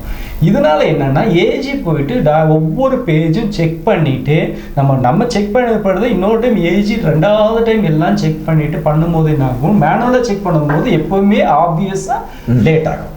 பட் கம்ப்யூட்டரைசேஷனில் வந்து என்னன்னா நம்ம ஏற்கனவே இஎஸ்ஆர் பண்ணிட்டோம், அதை வந்து ஏற்கனவே டிராயிங் ஆஃபீஸர் கம்ப்ளீட்டாக செக் பண்ணிட்டாங்க. செக் பண்ணிவிட்டு இங்கே நம்ம அனுப்பும் போதே செக்லிஸ்டெல்லாம் இருக்கும், இதெல்லாம் பார்த்துருக்கீங்களா, பென்ஷன் எவ்வளோ வருது, உங்களுக்கு கம்யூட்டேஷன் எவ்வளோ வருது, ஃபேமிலி பென்ஷன் எவ்வளோ வருது, கிராஜுவிட்டி எவ்வளோ வருதுன்றதெல்லாம் டிராயிங் ஆஃபீஸர் ஃபஸ்ட் செக் பண்ணுறாங்க. செகண்ட் டைம் ஏஜிக்கு வந்து ஆன்லைனில் போகிறனால இந்த ப்ராசஸ் வந்து ரொம்ப ஈஸியாக முடியும். வித்தின் அ மந்த் வந்துட்டு அவங்க ரிட்டைர்மெண்ட் ஆனாங்கன்னா அவங்களுக்கு பென்ஷன் வந்துட்டு சாங்ஷன் ஆகிட்டு வந்துடும். சப்போஸ் அவங்களுக்கு சாங்ஷன் ஆகிடுச்சு, சாங்ஷன் ஆன பிறகு என்ன பண்ணணும், ஃபஸ்ட்டு அவர் ரிட்டையர்ட் ஆகணும். அவருக்கு வந்து அதான் நான் ஏற்கனவே ஃபர்ஸ்ட் சொன்ன மாதிரி மன நிறைவேறிக்க வகையில் அவர் சர்வீஸை முடிச்சிருக்கணும். அப்போ ரிட்டைர்மெண்ட் சூப்பர் அனுவேஷன் வயது முதிர்வின் காரணமாக இவங்க ரிட்டைர்மெண்ட் ஆறாங்க. ஆன பிறகு ஒரு ரிட்டைர்மெண்ட் ஆர்டர் அடிப்பாங்க. அடித்த பிறகு அடுத்தது நோ அப்ஜெக்ஷன் லெட்டர் கொடுப்பாங்க, ட்ரெஷரி கொடுப்பாங்க. அன்னார் மீது அன்னார் இந்த நாள் அன்னைக்கு பணி ஓய்வு பெற்றிருக்காரு, அன்னார் மீது எந்த குற்ற குறிப்பானையும் நிலுவையில் இல்லை, அரசுக்கு செலுத்த வேண்டிய தொகை இவ்வளவு இருக்கு இல்லாட்டி இல்லை, கூட்டுறவு சங்கங்களுக்கு செலுத்த வேண்டி இருக்கு இல்ல அப்படின்னு சொல்லிட்டு ஒரு சர்டிஃபிகேட் ஃபர்ஸ்ட் நோ அப்ஜெக்ஷன் வாங்குவாங்க. அது பென்ஷனுக்கான. அப்புறம் கிராஜுவேட்டிக்கு ஒரு சர்டிஃபிகேட். இந்த மாதிரி எந்த ரெக்கவரியும் இவருக்கு எகெயின்ஸ்டா இல்லை. அதாவது முக்கியமா சொல்றதுன்னா அவர் கவர்மெண்ட்டுக்கு ஏதாவது ஆடிட் அப்ஜெக்ஷன், ஏதாவது தணிக்கை தடைன்னு சொல்லுவாங்க, அந்த மாதிரி ஏதாவது ரிட்டைர்மெண்ட்டுக்கு ஏதாவது இருக்கா அப்படின்னு சொல்லிட்டு ஃபர்ஸ்ட் பார்ப்பாங்க. அது இல்லை. இவர் கவர்மெண்ட்டுக்கு இவர் ஏதாவது லோன் ஏதாவது வாங்கியிருக்காங்க, அந்த லோன்ல ஏதாவது பேலன்ஸ் இருக்கான்னு பார்ப்பாங்க, இருக்கா இல்லையா. அப்புறம் த்ரிஃப்ட் சொசைட்டியில் சில பேர் என்ன பண்ணுவாங்க, நம்ம கவர்மெண்ட் கூட்டுறவு சங்கம் கிட்ட வந்து கடன் வாங்கியிருப்பாங்க, த்ரூ டிபார்ட்மெண்ட்ல கடன் வாங்கியிருப்பாங்க, அது ஏதாவது கட்டாம வச்சிருக்காங்களா. அப்புறமேட்டு இன்னும் என்ன பண்றாங்க, இவர் வந்து பிடபிள்யூடி குவார்டர்ஸ்லயோ இல்ல ஹவுசிங் போர்டு குவார்டர்ஸ்லயோ இவர் வந்து இருந்திருப்பாரு, ஆனா அந்த வாடகையெல்லாம் கட்டுறாங்களா கட்டலையா, இத்தனை நாம்ஸும் பார்த்துட்டு கிராஜுவிட்டியில் இதெல்லாம் பிடிச்சிக்கலாம். அப்படி இல்லைன்னா சில டைம் இவர் மேல டிசிப்ளினரி சார்ஜஸ் போட்டுட்டு இதெல்லாம் ரெக்கவரி பண்ணுங்க, இந்த மாதிரி இவருக்கு வந்து கவர்மெண்ட் இவ்வளவு லாஸ் பண்ணியிருக்காரு, அதெல்லாம் ரெக்கவரி பண்ணுங்கன்னு சொல்லிட்டு சொல்லலாம். அப்படி சொல்லும் போது அப்படியெல்லாம் இருக்கான்னு பார்த்துட்டு அதெல்லாம் இருக்கா இல்லையான்னு சொல்லிட்டு கிராஜுவிட்டிக்கு ஒரு சர்டிஃபிகேட் கொடுக்குறாங்க. அதே மாதிரி இவர் ஜிபிஎஃப் கான்ட்ரிபியூஷன் மாசம் 12% சம்பளத்தை வந்து கொடுத்து கட்டியிருக்காரு. அதை ஜிபிஎஃப் எடுக்கும் போது கடைசி ஒரு வருஷத்துல அவர் 90% ஆஃப் த ஜிபிஎஃப் திரும்ப வாங்கிட்டாரா, இல்லாட்டி நம்ம ஏற்கனவே ஏதாவது பகுதி இறுதி தொகை பார்ட் ஃபைனல் வாங்கியிருக்காரா, இல்லை டெம்பரரி அட்வான்ஸா வாங்கியிருக்காரான்னு சொல்லிட்டு ஒரு சர்டிஃபிகேட் வாங்கிட்டு 3 சர்டிஃபிகேட், பென்ஷனுக்கு ஒரு சர்டிஃபிகேட், கிராஜுவிட்டிக்கு ஒரு சர்டிஃபிகேட், ஜிபிஎஃப் ஒரு சர்டிஃபிகேட் கொண்டு போயிட்டு சம்பந்தப்பட்ட ட்ரெஷரியில கொடுத்தாங்கன்னா உடனடியாக எல்லாமே இப்போ ஆன்லைன் ஆயாச்சு. நீங்க ஏஜில போனான்னா ஃபர்ஸ்ட்லாம் என்னன்னா பேப்பர்ல போட்டு மாசம் வாரம் பெரிய ஒரு கட்டு நம்ம வந்துட்டு எல்லாத்தையும் பேப்பர்ல எழுதி கொண்டு வந்து நம்ம தபால்ல போட்டுட்டு வர்றதுக்குள்ளேயே டிலே ஆயிடும். இப்போ இல்லைன்னா நேரம் எந்த ட்ரெஷரிக்கு இது பண்றாங்களோ அவங்களுக்கு ஆன்லைன்லயே அந்த ஆர்டர்ஸ் போயிடுது. இவங்க போய் என்ஓசி கொடுத்தாங்கன்னா அந்த ஆர்டர்ஸ் பேஸ் பண்ணி வித்தின் வீக்கோ எவ்வளோ சீக்கிரம் முடியுமோ அவ்வளோ சீக்கிரம் எங்களால் ட்ரெஷரியில் வழங்க முடியாது. அதனால் புது டிஜிட்டலைசேஷன் பண்ணுறதுனால என்னாச்சுன்னா நிறைய விஷயங்கள் வந்து ரொம்ப ஈஸியாக, அது பென்ஷனருக்கும் ஈஸி, ட்ரெஷரிக்கு ஈஸின்ற மாதிரி ஆயிடுச்சு. ஓகே சார், அடுத்த இப்போ ஒரு பழைய பென்ஷனில் இப்போ ஒருத்தர் பழைய பென்ஷன்ஸ்க்கு ஒருத்தர் புதுசாக வாங்கிட்டு இருக்கிறார், அவர் என்னென்ன செய்யக்கூடாது, என்னென்ன செய்யணும்? சார் ஃபர்ஸ்ட் பழசுல பென்ஷன் ஒருத்தர் வாங்கிட்டு இருக்காரு, இப்போ ட்ரெஷரியில் வாங்கிட்டு இருக்காரு. முக்கியமாக பண்ண வேண்டியது ஒன்று என்னன்னா, வருஷம் அவர் உயிரோடு இருக்காருன்னு சொல்லிட்டு வாழ்நாள் சான்றிதழ் வந்து கொடுக்கலாம். அதாவது மஸ்டரிங் சொல்லுவோம். மஸ்டரிங் சொல்றது என்னன்னா, அவர் உயிரோடு இருக்காரான்னு சொல்லிட்டு நம்ம கன்ஃபார்ம் பண்ணிக்கணும். பழைய மெத்தட்ல என்ன பண்ணுவோம்னா, அந்தந்த ட்ரெஷரிக்கே போய் இப்போ சப்போஸ் ஒருத்தர் நீலகிரி உதகமண்டலத்தில் ஒரு பென்ஷன் வாங்கிட்டு இருக்காரு, அவர் சென்னையிலயோ எங்கேயோ இருக்காருன்னா அவர் மேனுவலாக அந்த இடத்துக்கு வந்து அவங்க ஃபிசிக்கலாக அவங்க தான் அப்படின்னு சொல்லி உறுதிப்படுத்தி ட்ரெஷரியில் போயிட்டு கையெழுத்து வாங்கி பென்ஷன் புக்கில் வந்து ஒரு கையெழுத்து போட்டு. இப்போ அப்படி கிடையாது சார். மஸ்டரிங் பண்ணும்போது நீங்கள் 3 விதமாக பண்ண முடியும். ஃபர்ஸ்ட் என்னன்னா, ஜீவன் பிரமான் சொல்றீங்க, பக்கத்தில் இருக்க இ-சேவா மையத்தில் போயிட்டு அவங்களோட ஆதார் கார்டு கொடுத்து நான் இந்த பர்டிகுலர் சப் ட்ரெஷரியில் நான் பென்ஷன் வாங்கிட்டு இருக்கேன் அப்படின்னு சொல்லி சொன்னீங்கன்னா, உங்களோட ரேகை வச்சிங்கன்னா ஆட்டோமேட்டிக்காகவே நீங்கள் எங்கே இருந்தாலும் சரி, உலகத்தில் எந்த மூலையில் இருந்தாலும் சரி, இ-சேவா மையத்தில் நீங்கள் ரேகை வச்சிங்கன்னா உங்களுக்கு உங்களோட மஸ்டரிங் வந்து ஜீவன் பிரமான் சிஸ்டம் கீழே டைரெக்டாக மஸ்டரிங் வந்துடுது சார். Okay sir. அப்படி இல்லைன்னா, சப்போஸ் நான் இப்போ ஃபாரின்ல இருக்கேன், எனக்கு இப்போத்துக்கு வர முடியாது, நான் வந்து ஃபாரின்ல இருக்கேன், நான் சிக்காக இருக்கேன், இல்லை நான் இப்போ விசிட் பண்ணியிருக்கேன், நான் வரல, நான் ரொம்ப நாள் ஆச்சு, நான் என்னால் வர்றதுக்கு இப்போத்துக்கு வாய்ப்பு இல்லைன்னு சொன்னால் அங்கே இருக்க எம்பசி போகணும். எம்பசி போயிட்டு இவரோட பென்ஷன் புக் எடுத்து போகணும். பென்ஷன் புக் எடுத்து போயிட்டு அவங்ககிட்ட ஒரு ஃபோட்டோ கொடுத்து இவர் தான் அப்படின்றது முடிவு பண்ணாங்கன்னா எம்பசிலேருந்து சர்டிஃபிகேட் கொடுப்பாங்க. அந்த சர்டிஃபிகேட்டு ஒரிஜினல் சர்டிஃபிகேட் ட்ரெஷரியில் கொடுத்தீங்கன்னா உங்களுக்கு பென்ஷன் வந்து தொடர்ச்சியாக வந்துட்டு இருக்கும். அதில் ஒரு கண்டிஷன் என்னன்னா, ஃபாரின்ல போயிட்டு நீங்கள் எம்ப்ளாய்மெண்ட்ல இருக்கக்கூடாது. ஏதாவது ஒரு எம்ப்ளாய்மெண்ட் பண்ணிட்டு இருக்கிறதுக்கான வாய்ப்புகள் அப்படி இருக்கக்கூடாது. அப்படி இல்லை ஒருத்தர் வந்துட்டு நீங்கள் என்னால் வர முடியல எப்படின்னா ஒரு குக்கிராமத்தில் இருக்கேன்னு சொன்னால் நான் எல்லா குக்கிராமத்துக்கும் பார்த்தா போஸ்ட்மேன் போவாங்க.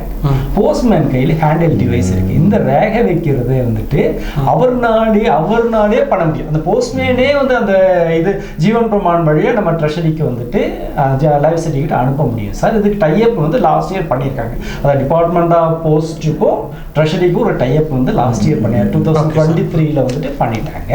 அதனால என்னன்னா அவங்ககிட்ட சொன்னா கூட வந்துட்டு அந்த மஸ்டரிங் வந்து பண்ண முடியும். அதுக்கு ஒரு சின்ன சார்ஜ் பண்ணுவாங்க, ₹70 வந்து சார்ஜ் பண்ணுவாங்க. அப்படி இல்லைன்னு சொன்னா நேராக ட்ரெஷரிக்கு வர சொல்லுங்க. ட்ரெஷரிக்கு வந்தா அவங்களே வந்துட்டு ஜீவன் இதை வந்துட்டு ஒன்று ரேகை எடுப்பாங்க.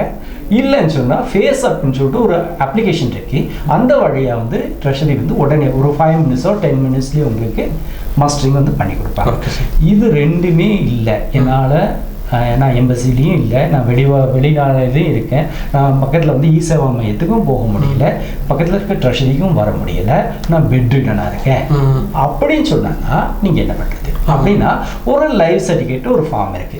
அதில் போயிட்டு ஒரு கெசட்டட் ஆஃபீஸ்லையோ இல்லை நீங்கள் வந்துட்டு நீங்கள் ட்ரீட்மெண்ட் எடுத்துக்க டாக்டர்கிட்டையோ உங்களோட ஃபோட்டோ ஒட்டி இன்னி டேட்டில் நான் உயிரோடு இருக்கேன், இந்த பர்டிகுலர் டே இன்னைக்கு டே 11/5 அன்னைக்கு நான் உயிரோடு இருக்கேன்னு சொல்லிட்டு அந்த டாக்டர் சர்டிஃபிகேட் பண்ணி கொடுத்தாங்க.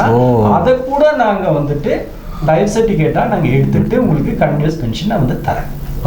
இது பண்ணக்கூடாதது என்னன்னு சொன்னா, எங்களுக்கு தெரியாம ஒரு ட்ரெஷரியில் நீங்கள் அக்கௌண்ட்டை வந்து ஒரு பேங்க் வச்சுருக்கீங்க. நான் இந்த பேங்க்கை வந்துட்டு நான் இப்போ ஊட்டியில் இருக்க பிரான்ச்சை கொண்டு போயிட்டு நான் வந்து ஊரை வந்து நான் கேரளாக்கு ஒரு இடத்துக்கு போயிட்டேன். எங்ககிட்ட சொல்லாமல் கொள்ளாமல் பேங்க்கை மாற்றக்கூடாது ஃபர்ஸ்ட். ஏன்னா இவங்க வந்து ஏதாவது லோன் ஏதாவது வாங்கி முடியுங்களா? ஏன்னா இப்போ வந்துட்டு டிஜிட்டல் ஆனனால சார் என்னன்னா ஒரு செகண்ட் அப்ளிகேஷன் கொடுத்துட்றாங்க, ஈஸியாக பேங்க்ல மாற்றி விட்றாங்க. இவங்க இதை பற்றி சொல்றதுல மாற்றிடுறாங்க. சப்போஸ் இப்போ அவங்களுக்கு ஒரு ஓவர் பேமெண்ட் ஆச்சு, சப்போஸ் அவங்க இறப்பு அந்த மாதிரி நிகழ்ச்சி வரும்போது என்கிட்ட லோக்கல் பிரான்ச்ல இருந்தானா என்னால் ஈஸியாக போயிட்டு அவங்ககிட்ட இந்த மாதிரி இறந்து போயிட்டாங்க, அவங்களோட காசை நான் திரும்ப வாங்கிக்க முடியும்னு சொல்லிட்டு ஈஸியாக பண்ண முடியும். சப்போஸ் பிரான்ச் மாற்றிட்டாங்கன்னா நான் ட்ரெஷரியில் இருக்கவங்க போயிட்டு அந்த பர்டிகுலர் பிரான்ச்சு போய் கான்டாக்ட் பண்ணால் மட்டும், ஃபிசிக்கலாக கான்டாக்ட் பண்ணால் மட்டும்தான் அந்த பைசாவை திரும்ப வாங்குற மாதிரி இருக்கு. அதனால என்னன்னா இந்த மாதிரி பேங்கை ட்ரெஷரிக்கு தெரியாமல், இந்த சம்மந்தப்பட்ட ட்ரெஷரிக்கு தெரியாமல் மாற்றக்கூடாது. ஓகே சரிங்களா சார்? செகண்ட் என்னன்னா பென்ஷன் சப்போஸ் இறப்பு அந்த மாதிரியான நிகழ்வு நடந்ததுன்னா உடனடியாக ட்ரெஷரி சம்மந்தப்பட்ட ட்ரெஷரிக்கு வந்து கொண்டு சொல்லணும். பென்ஷனர் இறந்த பிறகு அந்த அவருக்கான ஓய்வூதியம் வந்து அரசு கணக்கில் இதாக இருந்துச்சுன்னு சொன்னால் அவங்க கணக்கில் செலுத்தப்பட்டன்னா மறக்காம அந்த பைசாவை வந்து அந்த கணக்கில் வந்து எடுக்கக்கூடாது. உடனடியாக வந்து இன்டிமேஷன் வந்து ட்ரெஷரிக்கு சொல்லணும். தெரியாமல் எடுத்தா நான் தெரியாமல் எடுத்துட்டேன் மாத கடைசிக்கு அவங்க கணக்கில் வந்துருச்சுன்னு சொன்னான்னா இதை எஃப்ஐஆர் போட்டுட்டு 420 கேஸ் போடுற அளவுக்கு பெரிய ஒரு கிரைம் சார். அதாவது உயிரோட இல்லாத ஒருத்தரோட பென்ஷனரை நீங்க வந்துட்டு இல்லீகலா எடுக்கிறீங்கன்ற மாதிரியான ஒரு நிகழ்வு. அந்த மாதிரி பண்ணக்கூடாது. அது எப்படி நீங்க ஐடென்டிஃபை பண்ணுவீங்க? இல்லைங்க சார், இதுக்கு தான் மஸ்டரிங் சொல்லுவோம். ஒவ்வொரு வருஷமும் இப்போ வந்து என்னன்னா அவங்க எந்த டேட்ல அவங்க மஸ்டரிங் பண்ணுவாங்க சார்? அது என்னன்னா ஃபர்ஸ்ட் வந்துட்டு இந்த கொரோனாவுக்கு முன்னாடி வரைக்கும் ஏப்ரல் டு ஜூன் மாதம் வரைக்கும் மஸ்டரிங் ஒவ்வொரு வருஷம் மஸ்டரிங் பண்ணலாம்னு இருந்தது ஸ்டார்டிங்ல. அப்புறம் தமிழ்நாடு கவர்மெண்ட் என்ன சொன்னாங்கன்னா, நம்ம தமிழ்நாடு வந்து பொறுத்தளவுக்கு நீங்க ஊட்டியை தவிர்த்து எல்லாமே ரொம்ப வெப்பமான, அதாவது ஏப்ரல் மே ஜூன்ன்றது ரொம்ப ஹெவி ஹீட்டா இருக்க பிளேஸ். அந்த டைம்ல பென்ஷனர் போயிட்டு மஸ்டரிங் வந்து ஒரு 3 மாசத்துக்குள்ள வந்துட்டு பண்ணனா அவங்களால தாக்கு பிடிக்க முடியாது, எல்லாம் வயசானவங்க இருக்குன்றனால என்ன பண்ணிட்டாங்கன்னா அவங்கள வந்து வேண்டாம், இந்த ஏப்ரல் டு ஜூன் பீரியட்ல வந்து மஸ்டரிங் வேண்டாம், அதுக்கு பதிலாக ஜூலை டு செப்டம்பர்ன்ற பீரியடுக்கு ஃபர்ஸ்ட் கொண்டு வந்தாங்க. லாஸ்ட் இயர் வரைக்கும் அதுதான் இருந்தது.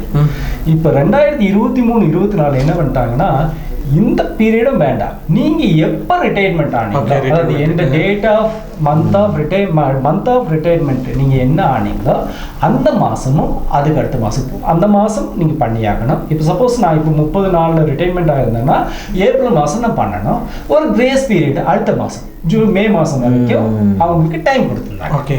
சரிங்களா சார்? இந்த டைம் கொடுத்துட்டு லாஸ்ட் இயர் வந்து புதுசாக கொண்டு 2023-24 அந்த ஆண்டில் இதை கொடுத்துட்டு என்ன சொன்னாங்கன்னா இது புதுசாக கொண்டு வந்திருக்கோம் நாங்கள். இது வந்து நிறைய பென்ஷனருக்கு டைரக்டாக தெரியறதுக்கு வாய்ப்பே இல்லை. வாய்ப்பே இல்லைன்றனால என்ன பண்ணோம், இந்த முழு வருஷம் எடுத்து 31/3/2024 வரைக்கும் நீங்கள் எப்போ வேணால் படிக்கலாம், எப்போ வேணால் பண்ணிக்கலான்ற ஒரு இது கொண்டு வந்துருக்காங்க. அதனால் என்னாச்சுன்னா மோஸ்ட் ஆஃப் த பென்ஷனர்ஸ் வந்து இப்போ மக்கள் பண்ணிட்டாங்க.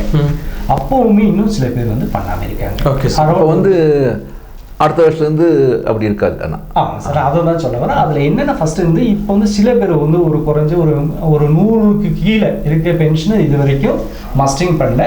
நான் ரெக்வஸ்ட் பண்ணுறேன், இதை பார்த்துட்டு இருக்கவங்க எல்லாத்துலேயும் ரெக்வஸ்ட் பண்ணுறேன், உங்கள் வீட்டில் பென்ஷனர்ஸ் யாராவது இருந்தாங்க, லாஸ்ட் மந்த் அவங்களுக்கு பென்ஷன் வரலை அப்படின்னு தெரிஞ்சதுன்னா தயவு செஞ்சு அவங்களோட இதை வந்துட்டு உடனே எந்த கருவூலத்தில் வந்து பென்ஷன் வாங்கிட்டு இருக்காங்களோ அந்த கருவூலத்தை உடனே அணுகுமாறு கேட்டுக்கிறீங்க. உடனே அணுகுமாறு இப்போ கேட்டுக்கிறீங்கன்னா என்ன அர்த்தம், இந்த மாதத்துல வந்து பென்ஷனை வந்துட்டு மறக்காமல் கரெக்டாக உங்களுக்கு டைமுக்கு போட்டுடுவோம். சப்போஸ் இல்லை அவங்க இறந்து போயிட்டாங்கன்னு சொன்னாங்கன்னா அவங்களோட பெனிஃபிட்டை வந்து நெக்ஸ்ட்டு சிவில வந்து ஃபேமிலியாவோ இல்லைன்னா அவங்களோட அரியர்ஸை வந்துட்டு திரும்ப ஃபேமிலி மெம்பர்ஸ் கொடுக்கறதுக்கு எங்களுக்கு ஈஸியாக இருக்கும். அதனால பென்ஷனர் உங்கள் வீட்டில் பென்ஷனர் யாராவது இருந்தாங்கன்னா அவங்களுக்கு மறக்காம மஸ்டிங் ஆயிருக்கா, அதாவது இந்த வாழ்நாள் சான்றிதழ் கொடுத்துருக்கான்றதை நீங்க உறுதிப்படுத்திக்கணும்னு கேட்டுக்கிறேன். ஓகே சார், இந்த மஸ்டிங் பத்தி அப்புறம் இருக்கு சார். அதுக்கு அடுத்தது இந்த நடைமுறை வந்து லாஸ்ட் இயர்ல வந்து 1 இயருக்கு மட்டும் எப்போ வேணா பண்ணிக்கலான்றது.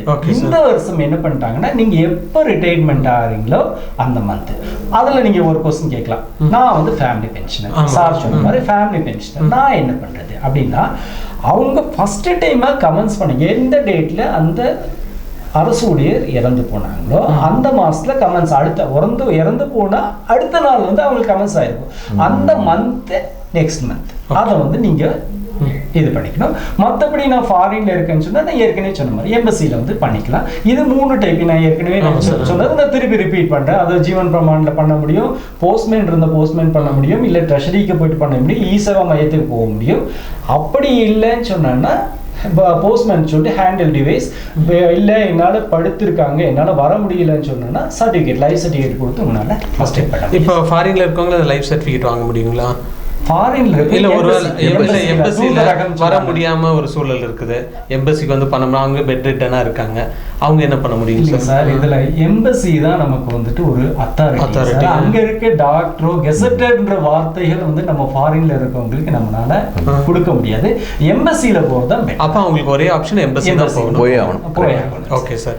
இங்க இருக்கவங்களுக்கு போஸ்ட்மேன் வந்து போனா கூட வந்து அவங்களால பெட் ரிட்டனா இருந்தா தவிர்த்து ஃபர்ஸ்ட் போஸ்ட்மேன் போனானா பண்ண முடியும். அந்த சார்ஜ் 70 ரூபா நான் சொன்னேன். பட் ட்ரெஷரிக்கு வந்தீங்கன்னா அந்த 70 ரூபா சார்ஜ் கூட நான் வாங்குவேன். ஜஸ்ட் ஏன்னா இந்த டைமுக்கு நீங்க வந்துட்டீங்கன்னா நீங்க வந்து வேலை நாட்டில் வந்து சார் அது எதாவது கன்ஃபர்மேஷன் கிடைக்கல. ஏன்னா சில பேர் அந்த பென்ஷன் வாங்குறவங்க என்ன நினைப்பாங்க, ட்ரெஷரியில போய் அது செஞ்சாதான் எனக்கு சாட்டிஸ்ஃபைடா இருக்கும். ஆமா, ஒரு போஸ்ட் ஆஃபீஸ்ல போய் நான் பண்ண எனக்கு சாட்டிஸ்ஃபைட் இல்லை, அதுக்கு எதாவது அக்னாலஜ்மெண்ட். அதுக்கு வந்து ரெண்டு வந்துட்டு அக்னாலஜ்மெண்ட் கிடைக்கும்.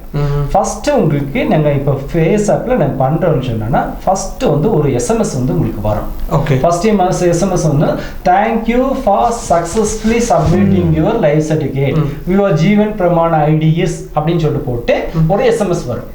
நீங்க ஃபர்ஸ்ட் உங்களோட போனோடனே இப்போ ட்ரெஷரியில போனோடனே என்ன கேட்பாங்க, உங்களோட ஆதார் நம்பர் கொடுங்கன்னு கேட்பாங்க. ஆதார் நம்பர் எங்களோட ஃபேஸ் அப்ல ஆட் பண்ணி விட்றோம். அப்படி ஆட் பண்ணி விட்டீங்கன்னா அடுத்தது என்ன பண்ணுவாங்க, ஃபேஸ் அப் வச்சுட்டு இவங்க தான் அப்படின்னு சொல்லிட்டு இப்போ சார் ஜெரம் சார் சொன்னா ஜெரம் சார் தான் சொல்லிட்டு அவங்களோட போட்டோவோட சேர்த்து ஒரு கன்ஃபர்மேஷன் வரும்.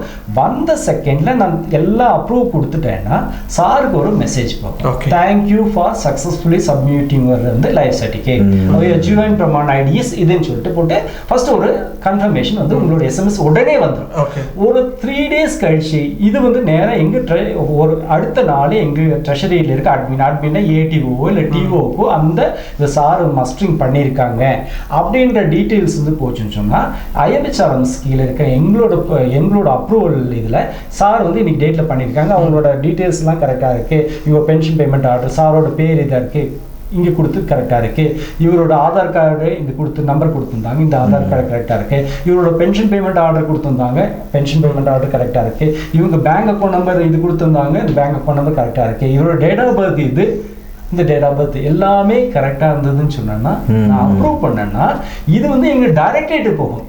டைரக்டரேட் போச்சுன்னு சொன்னா எங்க டைரக்டரேட்ல இருந்து அந்த மஸ்டரிங்கை அப்ரூவ் பண்ணான்னா கடைசி அதுக்கப்புறம் இன்னொரு மெசேஜ் வரும். Okay sir. தாங்கள் அளித்த வாழ்நாள் சான்றிதழ். இது தமிழ்ல வரும். நான் சொன்ன ஃபர்ஸ்ட் இங்கிலீஷ் வரும். இது இப்ப தமிழ்ல வரும். தாங்கள் அளித்த வாழ்நாள் சான்றிதழ் ஏற்றுக்கொள்ளப்பட்டது கருவூல ஆணையர் அப்படின்னு சொல்லி வந்துச்சுன்னா 100% நீங்க மஸ்டரிங் பண்ணிட்டீங்க. இந்த வருஷத்துக்கான மஸ்டரிங் பண்ணிட்டு அடுத்த வருஷம் வந்தா போதும். ஓகே. ஒருவேளை ரிஜெக்ட் ஆயிடுச்சுனாலும் மெசேஜ் வரும். நிச்சயமா ரிஜெக்ட்னா என்ன டைம் ரிஜெக்ட் ஆகும்னு சொன்னா, ஒருவேளை உங்க ஆதார் கார்டு தப்பா இருக்கும். Okay sir. நான் இப்போ சப்போஸ் உங்களுக்கு ஒரு ஆதார் நம்பர் நமக்கு எல்லாத்தையும் 12 டிஜிட் ஆதார் கொடுத்துருக்கோம். அந்த ஆதார் நகர் தப்பா போட்டுன்னு சொன்னா நிச்சயமா உங்களுக்கு ரிஜெக்ட் ஆயிருக்கும். அதனால யாரு தப்பா போட்டிருப்பாங்கன்றீங்க? பென்ஷனர். நீங்க இப்ப ஒரு நான் சொன்னேன் சார், இப்ப நீங்க பென்ஷனர்னு சொல்லிட்டு நீங்க வந்து போஸ்ட்மேன்ட்ட நீங்க வேற ஒரு ஆதார் நம்பர்ல போட்டு கூட நீங்க வந்து அப்ரூவ் இது கொடுக்க முடியும். சப்போஸ் உங்களோட இப்ப சாரோட பென்ஷனை கொடுத்துருக்க ஆதார், எங்களுக்கு கொடுத்துருக்க ஆதார், சாரோட ஆதாரம் எங்க டேட்டாபேஸ்ல இருக்க ஆதாரம் மேட்ச் ஆச்சுன்னா தானாவே ஆட்டோமேட்டிக்கா வரும். சப்போஸ் அப்படி இல்லைன்னு சொன்னா ரிஜெக்ட் ஆகிறது வாய்ப்புகள் ரொம்ப. ஏன் இது கேட்டேன் சார், ஆதாரும் ட்ரெஷரியும் இன்டர் கனெக்ட் ஆயிருக்குன்னு சொல்லுவீங்க. அப்போ கைரேகை தானே எடுக்கிறாங்க, கைரேகையில எல்லா இன்ஃபர்மேஷன் வந்துடும். இல்லை சார், இதுல வந்துட்டு மேட்ரு என்னன்னா நமக்கு எல்லாத்துக்கும் வயசாயிட்டு போகுது. வயசாயிட்டு போனோம் ஒரு காலத்துல என்ன ஆகுன்னா ரேகை வந்துட்டு ரொம்ப சாஃப்ட் ஆயிடுத்து விழாதில்லை. நீங்க அந்த இந்த மெஷின்ல வந்து தம்ப் ரீடர்ல வந்து நீங்க ரேகை வச்சு என்னதான் அழுத்தினாலும் விட மாட்டேன். அந்த இதுக்கு அதை வந்து தவிர்க்கணுன்றதுக்காக நம்ம ரேகைக்கு பதிலாக நம்மளோட ஃபேஸ் இருக்கு இல்லைங்க, அது எல்லாருமே யூனிக். நம்ம வந்து ஒவ்வொருத்தரோட ஃபேஸ் 2 பேரும் ஒரே மாதிரி இருக்க மாட்டோம். ட்வின்ல கூட வந்து ஒரு சின்ன ஒரு வேரியேஷன் இருக்கும். அதனால அந்த ஃபேஸே மொத்தமாக நம்ம ஏற்கனவே ஆதார் இதில் இருக்கிற நம்ம ஏற்கனவே ஒரு ஃபர்ஸ்ட் டைம் ஆதார் இருக்கும்போது நம்ம எடுத்திருக்க டீட்டெயில்ஸ் வந்துட்டுல ஃபேஸ் இருக்கு. அந்த ஃபேஸ் மேட்ச் பண்ணுற மாதிரி ஒரு ஆப் எழுதியிருக்காங்க. அந்த ஆப்ல வந்து இந்த ஃபேஸ் நீங்க பண்ற ஃபேஸ் வந்துட்டு அங்க இருக்கிற டேட்டாபேஸ்ல இருக்க ஃபேஸோட மேட்ச் ஆச்சுன்னு சொன்னா அதை பேஸ் பண்ணியே மஸ்டிங் பண்ணிக்கிறாங்க. அதனால நீங்க ரேகை வச்சு தான் பண்ணணுன்ற கட்டாயம் கிடையாது. ஆனா அதுல ஒரு கண்டிஷன், இதுக்கும் ஒரு கண்டிஷன் இருக்கு. என்னன்னு சொன்னா, நீங்க 31/3க்குள்ள அந்த ஃபைனான்சியல் இயர்ல நீங்க மஸ்டரிங் பண்ணியிருந்தீங்கன்னா நீங்க வந்துட்டு ஃபேஸை வச்சு பண்ணிக்கலாம்.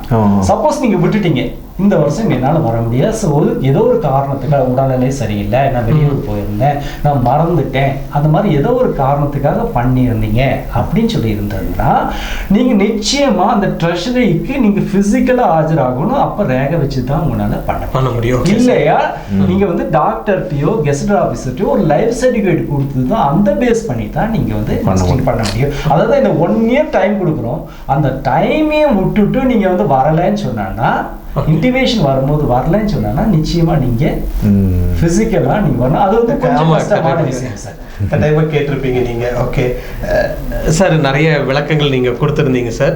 இனியும் அந்த ஒரு இன்கம் டேக்ஸ் சம்மந்தப்பட்ட விஷயங்கள்லாம் நம்ம கேட்டுக்கலாம். இன்னொருத்தர் வராரு, சுகுமார் அவர் திரு சுகுமார்கள் வராரு. அதுக்கு முன்னாடி லாஸ்ட்டாக ஒரே ஒரு கொஸ்டின் மட்டுங்க சார் உங்ககிட்ட. இப்போ அந்த மஸ்டரிங் பண்ணுறாங்க இல்லைங்க சார், இப்போ அந்த மஸ்டரிங் பண்ணுறப்போ நீங்கள் சொன்னீங்க இந்த டேட்டுக்குள்ளே மஸ்டரிங் பண்ணணும் ரிட்டையர்ட் ஆகிறப்போ. ஒருவேளை அவர் இறந்துட்டு இருக்கப்போ அவங்க பென்ஷன் இப்போ தான் அந்த ஏடிஎம் உள்ள இருக்கிற பணத்தை எடுத்துகிட்டே இருக்காங்க, அவங்க மஸ்டரிங்கும் பண்ண வரல, அப்போ எப்படி அவங்கள ஐடென்டிஃபை பண்ணுவீங்க சார்? ஃபர்ஸ்ட் 1 year ஆக்சுவலாக நமக்கு வந்து மஸ்டிங் பீரியட் வந்து 1/4 ஆரம்பிச்சு 31/3 வரைக்கும் இருக்க பீரியட் தான் மஸ்டிங். அது ஃபினான்ஷியல் சொல்லுங்கள் சார். அந்த ஃபினான்ஷியரில் ஒருத்தர் வரல, மஸ்டரிங் வரலன்னு சொன்னா ஃபர்ஸ்ட்டு நாங்கள் ஐடென்டிஃபை பண்ணுவோம், இவங்க எல்லாம் வந்திருக்காங்க, இவங்கெல்லாம் வரலன்னு சொல்லிட்டு சிஸ்டத்தில் ஐடென்டிஃபை பண்ண பிறகு முடிஞ்ச அளவுக்கு உடனே ஷார்ட் பீரியட்ல வர்றதுக்கு என்ன சொல்லுவோம்னா, அவங்களுக்கு வந்து எஸ்எம்எஸ்ஸோ இல்லாட்டி வந்து ஃபோனில் கூப்பிட்டு இந்த மாதிரி இவங்களுக்கு நான் இந்த மாதிரி இவர் வரல, உடனடியாக வந்துடுங்க, நீங்கள் மறந்துட்டீங்க போல இருக்கு, அதனால வரல அப்படின்னு சொல்லிட்டு நம்ம ஃபர்ஸ்ட் வந்து ஒரு இன்டிமேஷன் கொடுப்போம் சார். அது இல்லாமல் ஒரு பேப்பர் ரிட்டன் ஒரு இதை வந்துட்டு எல்லாத்துக்குமே வந்துட்டு நாங்கள் அவங்க வந்து என்ன அட்ரஸ் கொடுத்துருக்காங்களோ அந்த அட்ரஸில் எல்லாத்துக்குமே ரிட்டன் மெசேஜ் ஒன்று போட்டிருக்கோம். இந்த வருஷத்துக்கு இந்த பர்டிகுலர் 2023-24 வருஷத்தில் நீங்கள் இது வரைக்கும் வந்து வரலை, அதனால் நீங்கள் என்ன பண்ணுறீங்க, நிச்சயமாக நீங்கள் ரினியூவலுக்கு வரணும் அப்படின்னு சொல்லுவோம். ஒரு டைம் 2 டைம் போடுவோம்.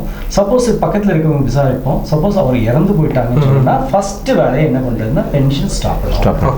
அடுத்தது நம்ம எல்லாமே வந்துட்டு கடைசியில் என்ன பண்ணால் மக்களோட வரி பணத்தில் தான் நம்ம வந்து பென்ஷன் கொடுத்துட்ருக்கோம். வரி பணத்தை இன்னொருத்தர் வந்து தவறாக பயன்படுத்தக்கூடாதுன்றதுக்காக நம்ம எக்ஸ்ட்ரா போட்ட பென்ஷன் அத்தனையுமே அவங்க பேங்க் அக்கௌண்ட்டில் இருந்ததுன்னு சொன்னாங்கன்னா பேங்க் அக்கௌண்ட்டை வந்து ஃபஸ்ட்டு பண்ணிட்டு அந்த என்ன அமௌண்ட் இருக்கோ அதை வந்து கவர்மெண்ட் அக்கௌண்ட்டில் கட்டிடுவோம். சப்போஸ் யாரோ ஒருத்தர் அவங்க ஃபேமிலி மெம்பர்ஸ் யாரோ ஒருத்தர் தெரியாத தனமாவோ இல்லை தெரிஞ்சோ அந்த பைசாவை எடுத்துகிட்டு இருந்தாங்கன்னா அடுத்தது லீகல் ஆக்ஷன் தான். அதாவது அவங்க மேலே எஃப்ஐஆர் போடுறது அந்த மாதிரி லீகல் ஆக்ஷன் எடுக்க வேண்டிய வந்து சூழ்நிலைகள் வந்து வரும். அதுக்கு வந்து தவிர்க்க வேண்டியது என்னென்னா, பென்ஷனர் சப்போஸ் இறந்து போயிட்டாங்க அப்படின்னு சொன்னால் ஃபஸ்ட்டு டைம் வந்து உடனடியாக நீங்கள் இன்ஃபார்ம் பண்ணுறது. நீங்கள் டெத் சர்டிஃபிகேட்டு நீங்கள் கொடுக்குறீங்களோ இல்லையோ, ஃபஸ்ட்டு இன்டிமேஷன் வந்து கொடுக்க வேண்டியது ட்ரெஷரி கொடுக்கணும். நீங்கள் டெத் சர்டிஃபிகேட் நாங்கள் எதிர்பார்க்க மாட்டோம், இன்னும் டேட்டில் இறந்துட்டாங்கன்றதுக்கான ஒரு லெட்டர் மட்டும் பின்னாடி டெத் சர்டிஃபிகேட் கொடுத்துக்கலாம், அதுக்கப்புறம் வந்துட்டு பண்ணிக்கலாம். பட் இன்டிமேஷன் வந்து உடனடியாக ட்ரெஷரி கொடுக்கணும்னு சொல்லிட்டு. ஓகே சார், நிறைய விஷயங்கள் சொல்லியிருந்தீங்க சார். அந்த பர்டிகுலர் அந்த அவேர்னஸ், பென்ஷனருக்கு ஒரு அவேர்னஸ் மாதிரி இருந்தது. இந்த நிகழ்ச்சியில் வந்து கலந்து ரொம்ப நன்றி சார். அதே மாதிரி நீங்களும் வந்துட்டு சந்தேகம்லாம் கேட்டுருந்தீங்க, அதோட விளக்கமும் கொடுத்துருந்தாரு. எப்படி இருந்துச்சு சார் அவர் சொன்ன விளக்கங்கள்? Okay sir, thank you sir. நேர்களே, ஒரு சிறிய இடைவெளிக்கு பிறகு திரு சுகுமார் ஒருத்தர் வராரு, assistant programme district treasury officer. அதே மாதிரி ஒரு பென்ஷனரும் வராரு, doctor Eswaramoorthy, director of college education Chennai, retired, அவரும் வராரு. இப்போ அவங்க கிட்ட கேட்கக்கூடிய அந்த சந்தேகம்லாம் கேட்டு அதுவும் ஒரு விளக்கம் பெற்றிருக்கலாம். ஒரு சிறிய இடைவெளிக்கு பிறகு நிகழ்ச்சி தொடரும். ராகம் டிவி யூடியூப் பக்கத்தை சப்ஸ்கிரைப் செய்யுங்கள். இந்த பென்ஷன் வாங்குறாங்க பார்த்தீங்களா, உங்களுக்கு நிறைய சந்தேகங்களாக இருக்கும். ஏன்னா அவங்க ஒரு சர்டன் பேட்டர்ன் அப்படியே ஃபாலோ பண்ணிகிட்டே இருப்பாங்க. அதில் வந்து கொஞ்சம் அப்டேஷன்ஸ் எல்லாம் கொண்டு வரப்போ அவங்க கொஞ்சம் கன்ஃபியூஸ்டாக இருக்கும். இது பழைய நடைமுறையை பின்பற்றணுமா, புதிய நடைமுறையை பின்பற்றணுமா, நிறைய சந்தேகங்களும் இருந்தது. அதுக்காக என்ன பண்ணிட்டோம், சம்மந்தப்பட்ட அதிகாரிகளும் வந்திருக்காங்க, அது மாதிரி பென்ஷனர் வாங்குறவங்களும் வந்திருக்காங்க. அவங்க கேட்கக்கூடிய அந்த சந்தேகங்களை விளக்கக்கூடிய ஒரு நிகழ்ச்சியாக தான் இருக்குது. இந்த நிகழ்ச்சியில் பார்த்தீங்கன்னா டாக்டர் ஈஸ்வரமூர்த்தி, அவர் நம்ம சேனல் ஓப்பன் பண்ணோம் பார்த்தீங்களா, சார் வந்திருந்தாரு, சேனல் ஓப்பன் இங்கே வந்திருந்தாரு. வந்துட்டு ரொம்ப ஹம்பிளான ஒரு பர்சனு, அது மாதிரி ரொம்ப நல்ல மனிதரும் கூட. யாருன்னு பார்த்தீங்கன்னா director of college education Chennai, retired doctor Eswaramoorthy அவர்களே ராகம் தொலைக்காட்சி சார்பாக அன்புடன் வரவேற்கும். வணக்கம் சார். ரொம்ப மகிழ்ச்சியான ஒரு சந்தோஷமாக இருக்குங்க. மீண்டும் ராகம் டிவியில் ஒரு நிகழ்ச்சியில் பங்கேற்கிறது ரொம்ப சந்தோஷமாக இருக்குது. அதுவும் இந்த ஓய்வூதியம் பற்றி எல்லோரும் 4 பேர் தெரிஞ்சுக்கணுங்கிறதுக்காக நம்ம மாவட்ட ஓய்வூதிய இதிலிருந்தே வந்து ஆக்சுவலாக ட்ரெஷரி ஆஃபீஸ்லேருந்தே வந்து இதுக்கான ஒரு பெரிய ஒரு ஏற்பாடு பண்ணியிருக்காங்க. அது ரொம்ப மகிழ்ச்சியாக இருக்குது. நிறைய சந்தேகங்கள் நிறைய பேருக்கு இருக்குது. இதன் மூலமாக ராகம் டிவி மூலமாக இதை நிவர்த்தி செய்கிறதுக்கு வந்திருக்கிறது வந்து எல்லாருக்குமே ஒரு முக்கியமான ஒரு பயனை கொடுக்குன்னு சொல்லி நம்புகிறோம். Sir Senthilkumar, assistant treasury officer, sub treasury Gudalur, அவர்கிட்ட நீங்கள் கேட்டுக்கலாம் சார் உங்களுடைய சந்தேகங்கள்லாம். சரிங்க. இப்போ எனக்கு வந்து ஆக்சுவலாக ஒரு சந்தேகம் சார். ஆக்சுவலாக ஒருத்தர் வீடு மாறுறாரு அப்படின்னு சொல்லி வச்சிங்களா, ஒரு இடத்துல விட்டு இன்னொரு இடத்துக்கு போகிறாரு அப்படின்னு சொல்லி வச்சிங்கன்னா, அந்த ட்ரான்ஸ்ஃபர் ஆஃப் பென்ஷன் பற்றி கொஞ்சம் சொல்லுங்களேன். அது கொஞ்சம் நிறைய பேருக்கு அது டவுட் இருக்குது சார். ட்ரான்ஸ்ஃபர் ஆஃப் பென்ஷன் வந்துட்டு பக்கத்தில் இருக்கவங்க டிசைர், அதாவது அவங்களுக்கு விருப்பப்பட்டால் பக்கத்தில் இருக்க ட்ரெஷரிக்கு மாறலாம், இல்லாட்டி வெளியூருக்கு மாறலாம், இல்லாட்டி வெளி மாநிலத்துக்கு கூட மாறுறதுக்கான வாய்ப்புகள் இருக்குது சார். இப்போது ட்ரான்ஸ்ஃபர் ஆஃப் பென்ஷன் வந்துச்சுன்னா பக்கத்தில் இருக்க ட்ரெஷரிக்கு போனால் முக்கால்வாசி நான் என்ன சொல்லுவேன்னா, உங்களால் வர முடிஞ்சதுன்னா ட்ரெஷரியிலே இந்த ட்ரெஷரியிலே வாங்கிக்கோங்க.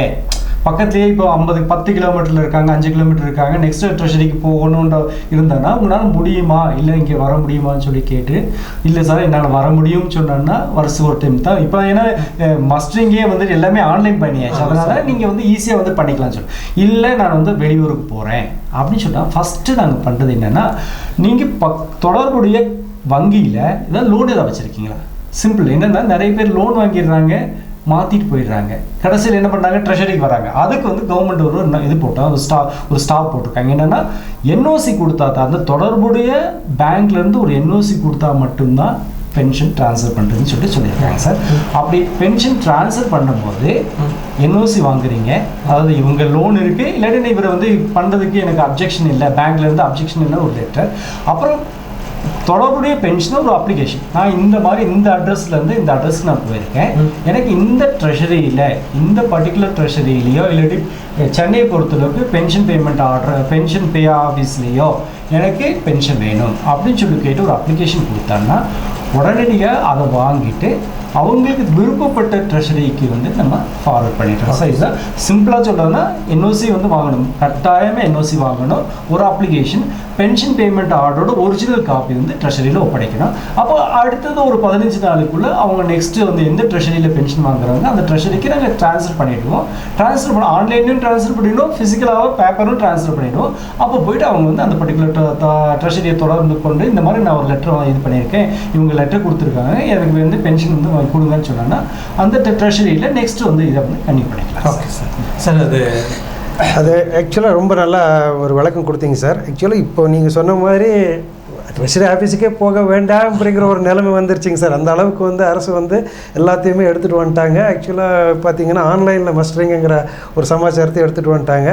அதனால் இந்த ஒரு இது சார் சொன்ன விளக்கம் கூட ரொம்ப அழகாக ஒரு விளக்கம் கொடுத்துருந்தாரு. அது கூட இப்போ போக போக தேவை இருக்காதுன்னு சொல்லி நாங்கள் ஒரு ஓய்வூதியக்காரர்கள் நம்புகிறோம். அடுத்ததுங்க சார், ஆக்சுவலாக ஒரு ஓய்வூதியக்காரர் திடீர்னு இறந்துட்டாங்கன்னு வச்சுக்கோங்களேன் சார். ஆக்சுவலாக அவங்க உடனடியாக அந்த குடும்பத்தார் என்ன செய்யணும், எப்படி என்னென்ன மாதிரியான அந்த அந்த பண பயன்கள் அவங்களுக்கு இருக்குது, அது வந்து நிறைய பேருக்கு நிறைய டவுட் இருக்குங்க சார். Please sir. இப்போ ஒருத்தர் இறந்து போயிட்டாங்க. இறந்து போகிற ஓய்வூதியத்தில் ரெண்டாக பிரிக்கலாம். ஒன்று சிவில் அரசு ஓய்வூதியர், இல்லாட்டி குடும்ப ஓய்வூதியர். அரசு ஓய்வூதியர் இறந்து போயிட்டாங்கன்னா சிவில் பென்ஷனை ஒருத்தர் இறந்து போயிட்டாங்கன்னு சொன்னோன்னா அவங்க ஃபேமிலி பென்ஷனாக கன்வெர்ட் பண்ண முடியும். அவங்களோட யார் ஸ்பௌஸ் இருக்காங்களோ அவங்களுக்கு ஃபஸ்ட்டு கன்வர்ஷன் பண்ண முடியும். ஃபஸ்ட்டு இறந்து போயிட்டாங்கன்னா உடனடியாக ட்ரெஷரிக்கு வந்துட்டு அந்த இன்டிமேஷன், அந்த செய்தியை வந்து ஒரு லெட்டர் வழியாக ட்ரெஷரிக்கு கொடுக்கணும். கொடுத்த பிறகு அடுத்தது டெத் சர்டிஃபிகேட் வாங்கணும். டெத் சர்டிஃபிகேட் வாங்கின பிறகு ட்ரெஷரியில் வந்துட்டு ஃபார்ம், இப்போ லேட்டஸ்ட்டாக வந்துட்டு பென்ஷனுக்கு இது பண்ணுறது கன்வர்ஷனுக்கு வந்து லேட்டஸ்ட் ஃபார்ம் கொடுத்துருக்காங்க.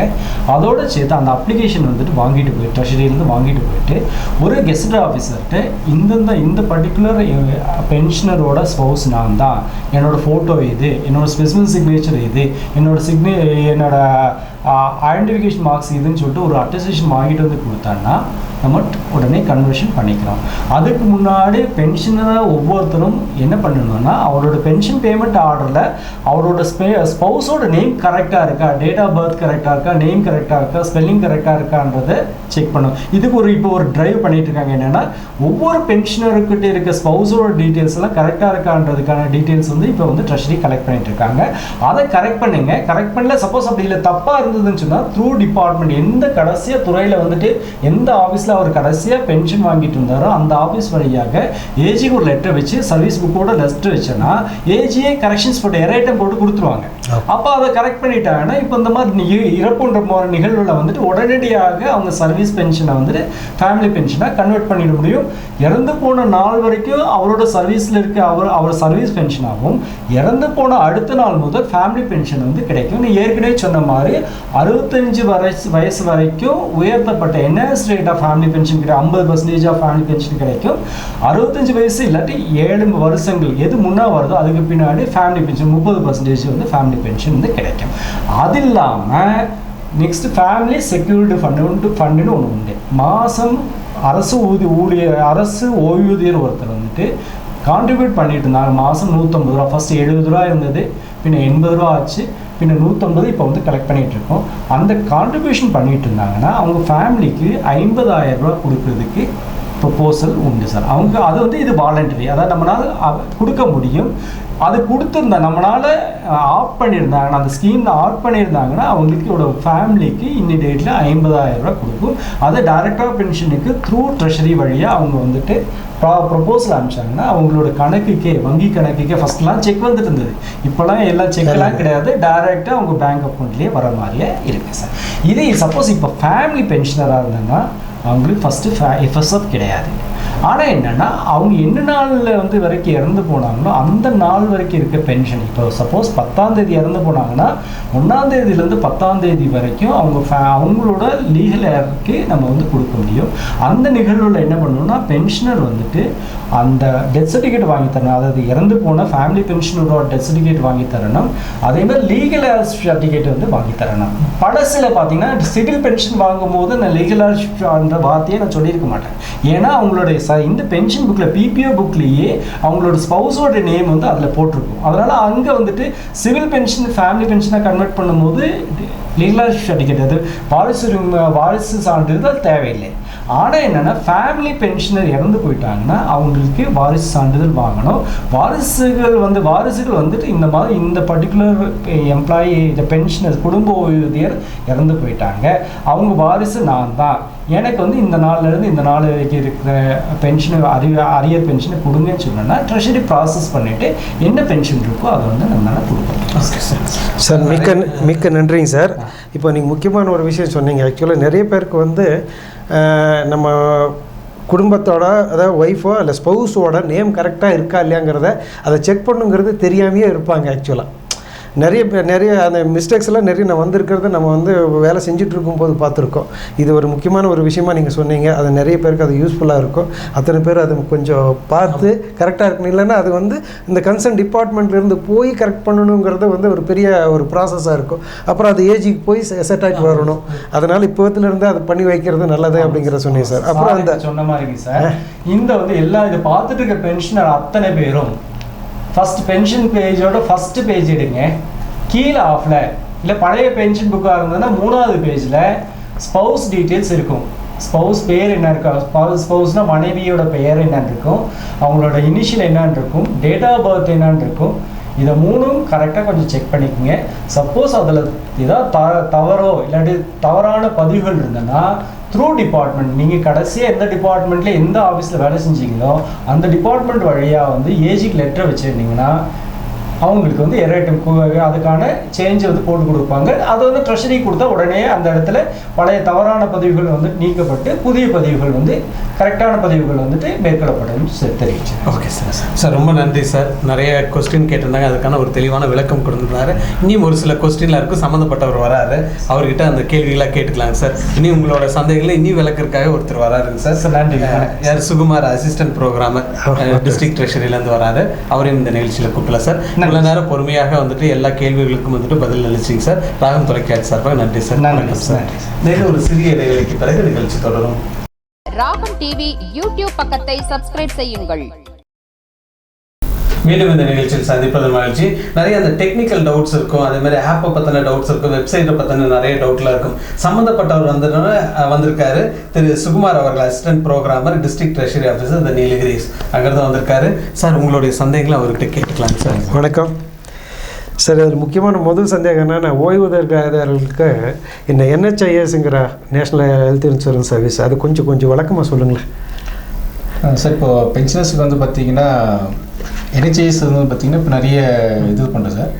அதில் அவங்க ட்ரீட்மெண்ட்ஸ் வந்து பார்த்திங்கன்னா நெட்வொர்க் ஹாஸ்பிட்டல்னு சொல்லுவாங்க சார். அதாவது நம்ம கவர்மெண்ட்லேருந்தே வந்து பார்த்திங்கன்னா இந்தந்த ஹாஸ்பிட்டல்ஸில் இந்தந்த ட்ரீட்மெண்ட் எடுத்துக்கலாம் அப்படின்றது வந்து பார்த்திங்கன்னா அப்ரூவ்டாக ஒரு இது கொடுத்துருக்காங்க. அது சம்மந்தப்பட்ட கோஆர்டினேட்டர்ஸ் அந்தந்த டிஸ்ட்ரிக்ஸ்லேயே இருக்கிறாங்க. ஒரு எமர்ஜென்சி ட்ரீட்மெண்ட் எதை எடுக்க போகிறோம் அப்படின்ற போது பார்த்திங்கன்னா நியர்பை நம்மளுக்கு பக்கத்தில் இருக்கிற அந்த நெட்வொர்க் ஹாஸ்பிட்டல் இருக்குதுன்னா அங்கே போயிட்டு வந்து பார்த்திங்கன்னா நம்ம டக்குன்னு இது பண்ணிக்கலாம். இதை இன்னும் ஈஸியாக நல்லா டக்குன்னு எது நம்ம பக்கத்தில் இருக்குன்னு தெரிஞ்சுக்க பார்த்திங்கன்னா தமிழ்நாடு NHIS மொபைல் ஆப்னு சொல்லி ஒரு ஆப்பே டெவலப் பண்ணியிருக்காங்க. அது இந்த டைம் கூட சொல்ல அந்த ஆப்பை பற்றி TNNHISன்னு சொல்லி ப்ளே ஸ்டோரில் போயிடுங்களா, TNNHISன்னு சொல்லி ஆப் டவுன்லோட் பண்ணி டைப் பண்ணிங்கனாலே சார் NHIS ஆப்லேயே வந்து பார்த்திங்கன்னா உங்களுக்கு டவுன்லோட் ஆகும். அதில் வந்து பார்த்திங்கன்னா உங்களுடைய பென்ஷனர் வந்து பார்த்திங்கன்னா பென்ஷன் PPO நம்பர் போடணும். நம்பர் போட்டு டேட் ஆஃப் பர்த் கொடுத்தீங்கனாலே உங்களுக்கு உள்ளே வந்து ரிஜிஸ்டர் ஆகி உள்ளே போயிடும். OTPலாம் கேட்கும், அதை பேஸ் பண்ணி உள்ளே போயிடும். அதில் போனீங்கனாலே உங்களுடைய பேர், உங்களுடைய டீட்டெயில்ஸ், பென்ஷனருடைய சம்மந்தப்பட்ட அந்த டீட்டெயில்ஸ் மட்டும் காட்டும். அதை செக் பண்ணிக்கலாம். நெக்ஸ்ட் அதில் வந்து என்னென்னலாம் பார்த்துக்கலாம்னு பார்த்தீங்கன்னா உங்களுக்கு நியர்பை என்னென்ன ஹாஸ்பிட்டல் இருக்குது அந்த இடத்துல வந்து பார்த்தீங்கன்னா நம்மளுடைய அந்த ஹாஸ்பிட்டல்ஸ் டீட்டெயில்ஸ் கொடுத்தோம்னாலே அந்த ஹாஸ்பிட்டல் என்னன்றதை பார்த்துக்கலாம். அந்த ஹாஸ்பிட்டலில் என்ன மாதிரியான ட்ரீட்மெண்ட் நம்ம எடுத்துக்கலாம். இப்போ எல்லாமே வந்து பார்த்தீங்கன்னா கிளாஸஸ் ட்ரீட்மெண்ட் தான். Okay sir. மேக்ஸிமம் அவங்க போய் அவங்க அட்மிட் ஆனாங்கன்னா வந்து பார்த்தீங்கன்னா கேஷ் வாங்க மாட்டாங்க. அவங்க இப்போ அட்மிட் ஆகிட்டு டிஸ்சார்ஜ் ஆகிற வரைக்குமே வந்து பார்த்தீங்கன்னா ஃபுல் அண்ட் ஃபுல் அந்த ஸ்கீம்லேயே எல்லாமே கவர் ஆகிடும். Okay sir. சார் இந்த இடத்துல என்ன ஒரு டிஃபிகல்ட்டிஸ் பென்ஷனர்ஸ் சந்திக்கிறாங்க அப்படின்னு பார்த்துட்டிங்கன்னா, இப்போது இது ஒரு எமர்ஜென்சி ட்ரீட்மெண்ட்டுக்கு போகிறாங்க.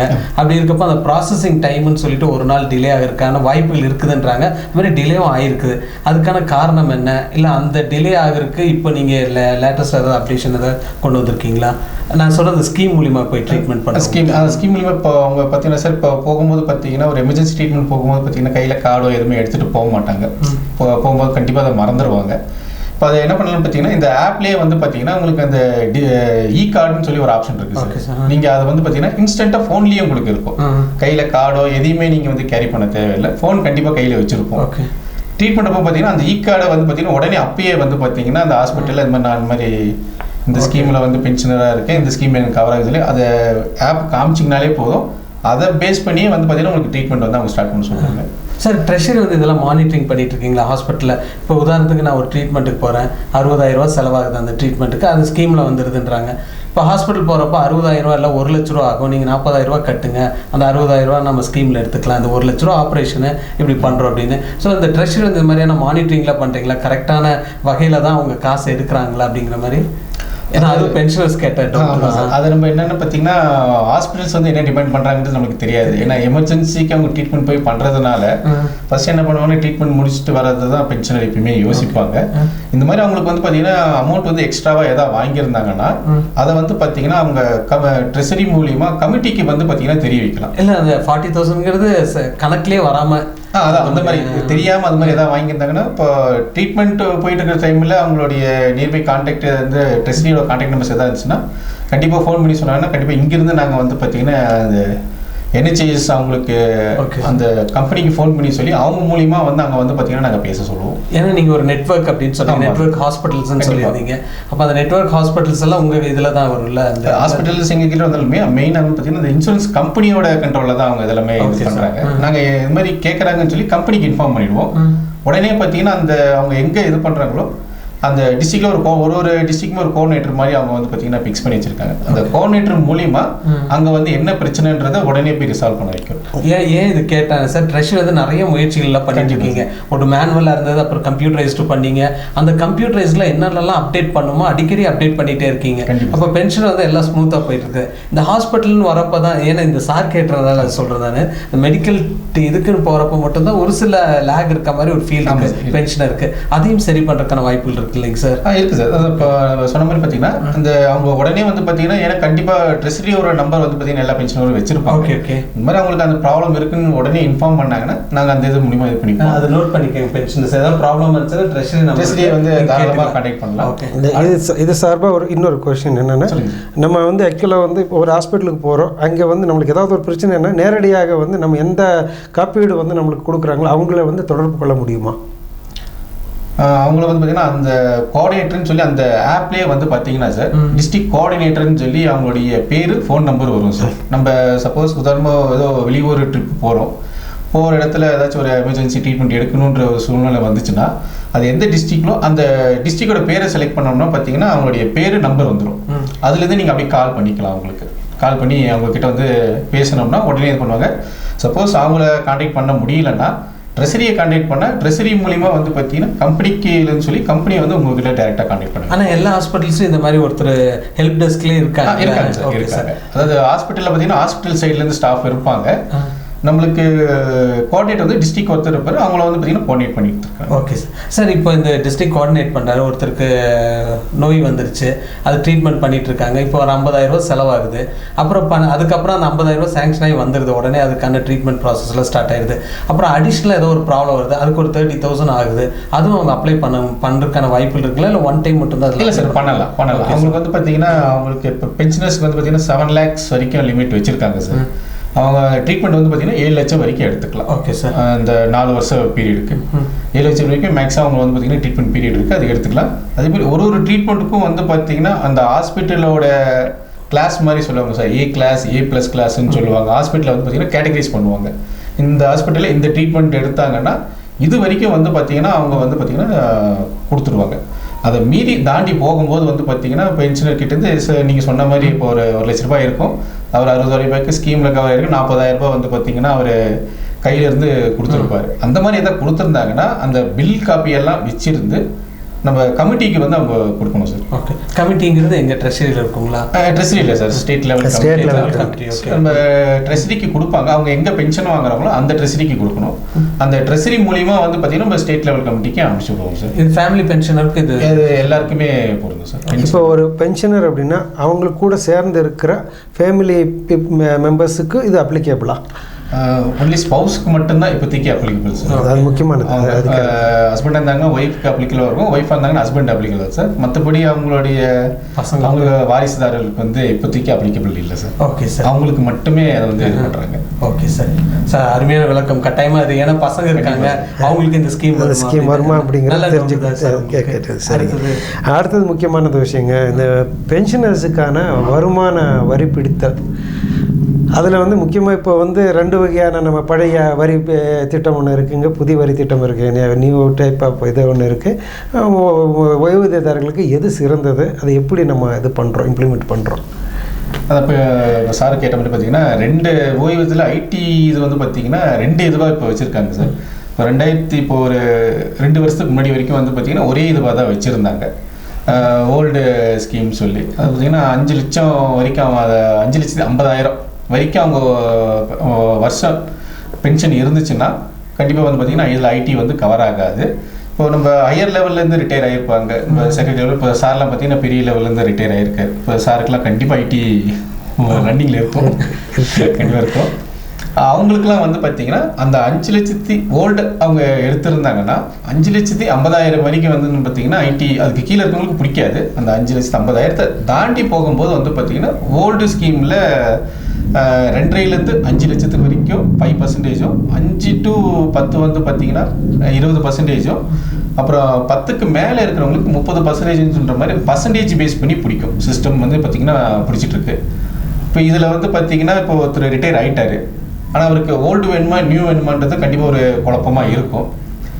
இதை 2 விதமாக எடுத்துக்கலாம் சார். இப்போ ரிட்டையர் ஆனது பிறகு பார்த்தீங்கன்னா அவங்க சேவிங்ஸ் எதாவது வச்சுருக்காங்களான்ற பார்க்கணும், இந்த இன்சூரன்ஸ் எதாவது கட்டுவாங்க, எல்ஐசி ஏதாச்சும் இருக்கான்னு பார்க்கணும்.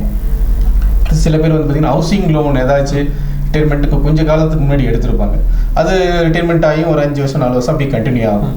அந்த மாதிரி இருக்கிறவங்களுக்கு வந்து பார்த்தீங்கன்னா ஓல்டு வந்து போகிறது நல்ல பெனிஃபிட்டாக இருக்கும். 80 இதில் இந்த 80Cயில் வந்து டிடெக்ட் பண்ணிக்கலாம். கண்டிப்பாக சார். அந்த மாதிரி சேவிங்ஸ் இருக்கிறவங்களுக்கு அதில் போகிறது வந்து பார்த்தீங்கன்னா கண்டிப்பாக, ஏன்னா ஐடி சில பேருக்கு வராமலேயும் போகும், சில பேருக்கு வந்து பார்த்தீங்கன்னா அவங்க கட்ட வேண்டியது கொஞ்சம் கம்மியாக குறைஞ்சி வரும். Okay sir. இது ஓல்டு வந்து இந்த அவங்களுடைய சேவிங்ஸ் இருக்கிறவங்களுக்கு. இப்போது சில பென்ஷனர்ஸ்க்கு பார்த்தீங்கன்னா சேவிங்ஸ் கொஞ்சம் வச்சுருக்க மாட்டாங்க, அவங்க இருக்கிறத வந்து பார்த்தீங்கன்னா அப்படியே வாங்குற மாதிரி இருக்கும். அப்போ அவங்களுக்காகவே புதுசாக கொண்டு வந்தது பார்த்தீங்கன்னா இந்த நியூ ரெஜிமென்னு சொல்லி இப்போ 2020 ஸ்டார்ட் பண்ணாங்க சார். ஓகே. அந்த இதில் வந்து பார்த்தீங்கன்னா நம்மளுக்கு எப்படின்னு பார்த்தீங்கன்னா 7,50,000 வரைக்கும் வந்து பார்த்தீங்கன்னா ஐடி அவங்க கட்ட தேவையில்லை. ஓகே. அதுக்கு மேலே அவங்களுடைய பென்ஷன் வந்து அவங்க வாங்குறாங்க அப்படின்ற பட்சத்தில் வந்து பார்த்தீங்கன்னா அப்போ தான் வந்து பார்த்தீங்கன்னா அவங்களுக்கு ஐடியை வந்து கேல்குலேஷனே ஸ்டார்ட் ஆகும். ஓகே. இப்போ அதுலேயும் எப்படின்னு பார்த்தீங்கன்னா அதில் வந்து நிறைய இது வந்து கொடுத்துருக்காங்க சார். 3 லட்சம் வரைக்கும் அவங்களுக்கு வந்து பார்த்தீங்கன்னா ஐடி கட்ட வேண்டியதில்லை. அதுக்கப்புறம் 3 to 6 வந்து பார்த்தீங்கன்னா 5%, 6 to 9 வந்து பார்த்தீங்கன்னா 10%, 9 to 12 அதில் வந்து பார்த்தீங்கன்னா 15%, 12 to 15 வந்து பார்த்தீங்கன்னா 20%, அப்புறம் இதுக்கு 15க்கு மேலே வராங்கன்னா அப்போ வந்து பார்த்தீங்கன்னா 30%ன்னு சொல்லி அந்த பர்சன்டேஜ் ஒரு 3 லட்சத்துக்கு 5% வந்து பார்த்தீங்கன்னா ஏற்றிக்கிட்டே வந்திருக்காங்க.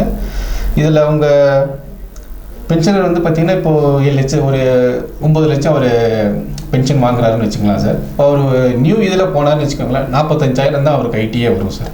9 லட்சம் ஒரு பென்ஷன் வாங்கினாருன்னா 45,000 வரும். இதே அவர் ஓல்டு போனாருன்னு வச்சுக்கோங்களேன், அதில் என்ன அந்த 9 லட்சத்துக்கு என்ன ஆகும் பார்த்தீங்கன்னா கிட்டத்தட்ட வந்து பார்த்தீங்கன்னா ஒரு 92,000 ரூபாய் ஐடி கால்குலேட் ஆகிடும். டபுள் ஆன மாதிரி. ஆமாம். ஓகே. அந்த ஓல்டுக்கும் நியூவுக்கும் இருக்கிற இந்த இது வந்து பார்த்தீங்கன்னா நியூவில் வந்து பார்த்தீங்கன்னா கொஞ்சம் வந்து பார்த்தீங்கன்னா அவங்களுக்கு ஒரு ரிலாக்ஸேஷன் கொஞ்சம் கிடைக்கும். Okay sir. ஓல்டில் சேவிங்ஸ் இருக்கிறவங்களுக்கு ஓல்டு போகும்போது நல்ல இது ரிலாக்ஸேஷன் இருக்குங்க சார். முடிந்த வரைக்கும் பென்ஷனர்ஸ் எந்த சேவிங்ஸும் இல்லை எனக்கு ஒன்றும் இல்லைன்னு பார்த்தீங்கன்னா அவங்க நியூ போகிறதே பெட்ரு. ஏன்னா 7,50,000 வரைக்குமே அவங்களுக்கு ஐடி வராது. அதுக்கு மேலே அப்படியே வந்தாலும் பார்த்தீங்கன்னா குறைஞ்சமான ஐடி தான் வரும், அவங்க ஜாஸ்தி கட்ட வேண்டியது இருக்காது. சார் இந்த மாதிரி ஓல்டு ரெஜிமுக்கு கூட ஐடி பிடிச்சிருந்தீங்க, அது சரியாயிடுச்சுங்களா? அந்த இது அதெல்லாம் ரெடி ஆயிடுச்சு. ஏப்ரல் மந்த்லி அதெல்லாம். ஏன்னா அது ரொம்ப குழப்பமாயிட்டாங்க, என்னடா நமக்கு அந்த ஓல்டு ரெஜிம் செலக்ட் பண்ணியிருந்தோம், நமக்கு ஐடி பிடிச்சிருக்காங்க. ஐடி இதுலேருந்து அவங்க கொடுத்த கிளாரிஃபிகேஷன் எப்படி கொடுத்தாங்கன்னா சார், டிஃபால்ட்டாக அந்த நியூ ரெஜிமே வந்ததுனால டிஃபால்ட்டாக ஒரு பென்ஷனருக்கும் எம்ப்ளாய்க்கும் வந்து பார்த்தீங்கன்னா டிஃபால்ட் வந்து நியூ. ஓகே. ஏன்னா 7,50,000 வரைக்கும் அவங்களுக்கு வந்து பெனிஃபிட் வந்து பார்த்தீங்கன்னா ஐடி கட்ட வேண்டியது இல்லை.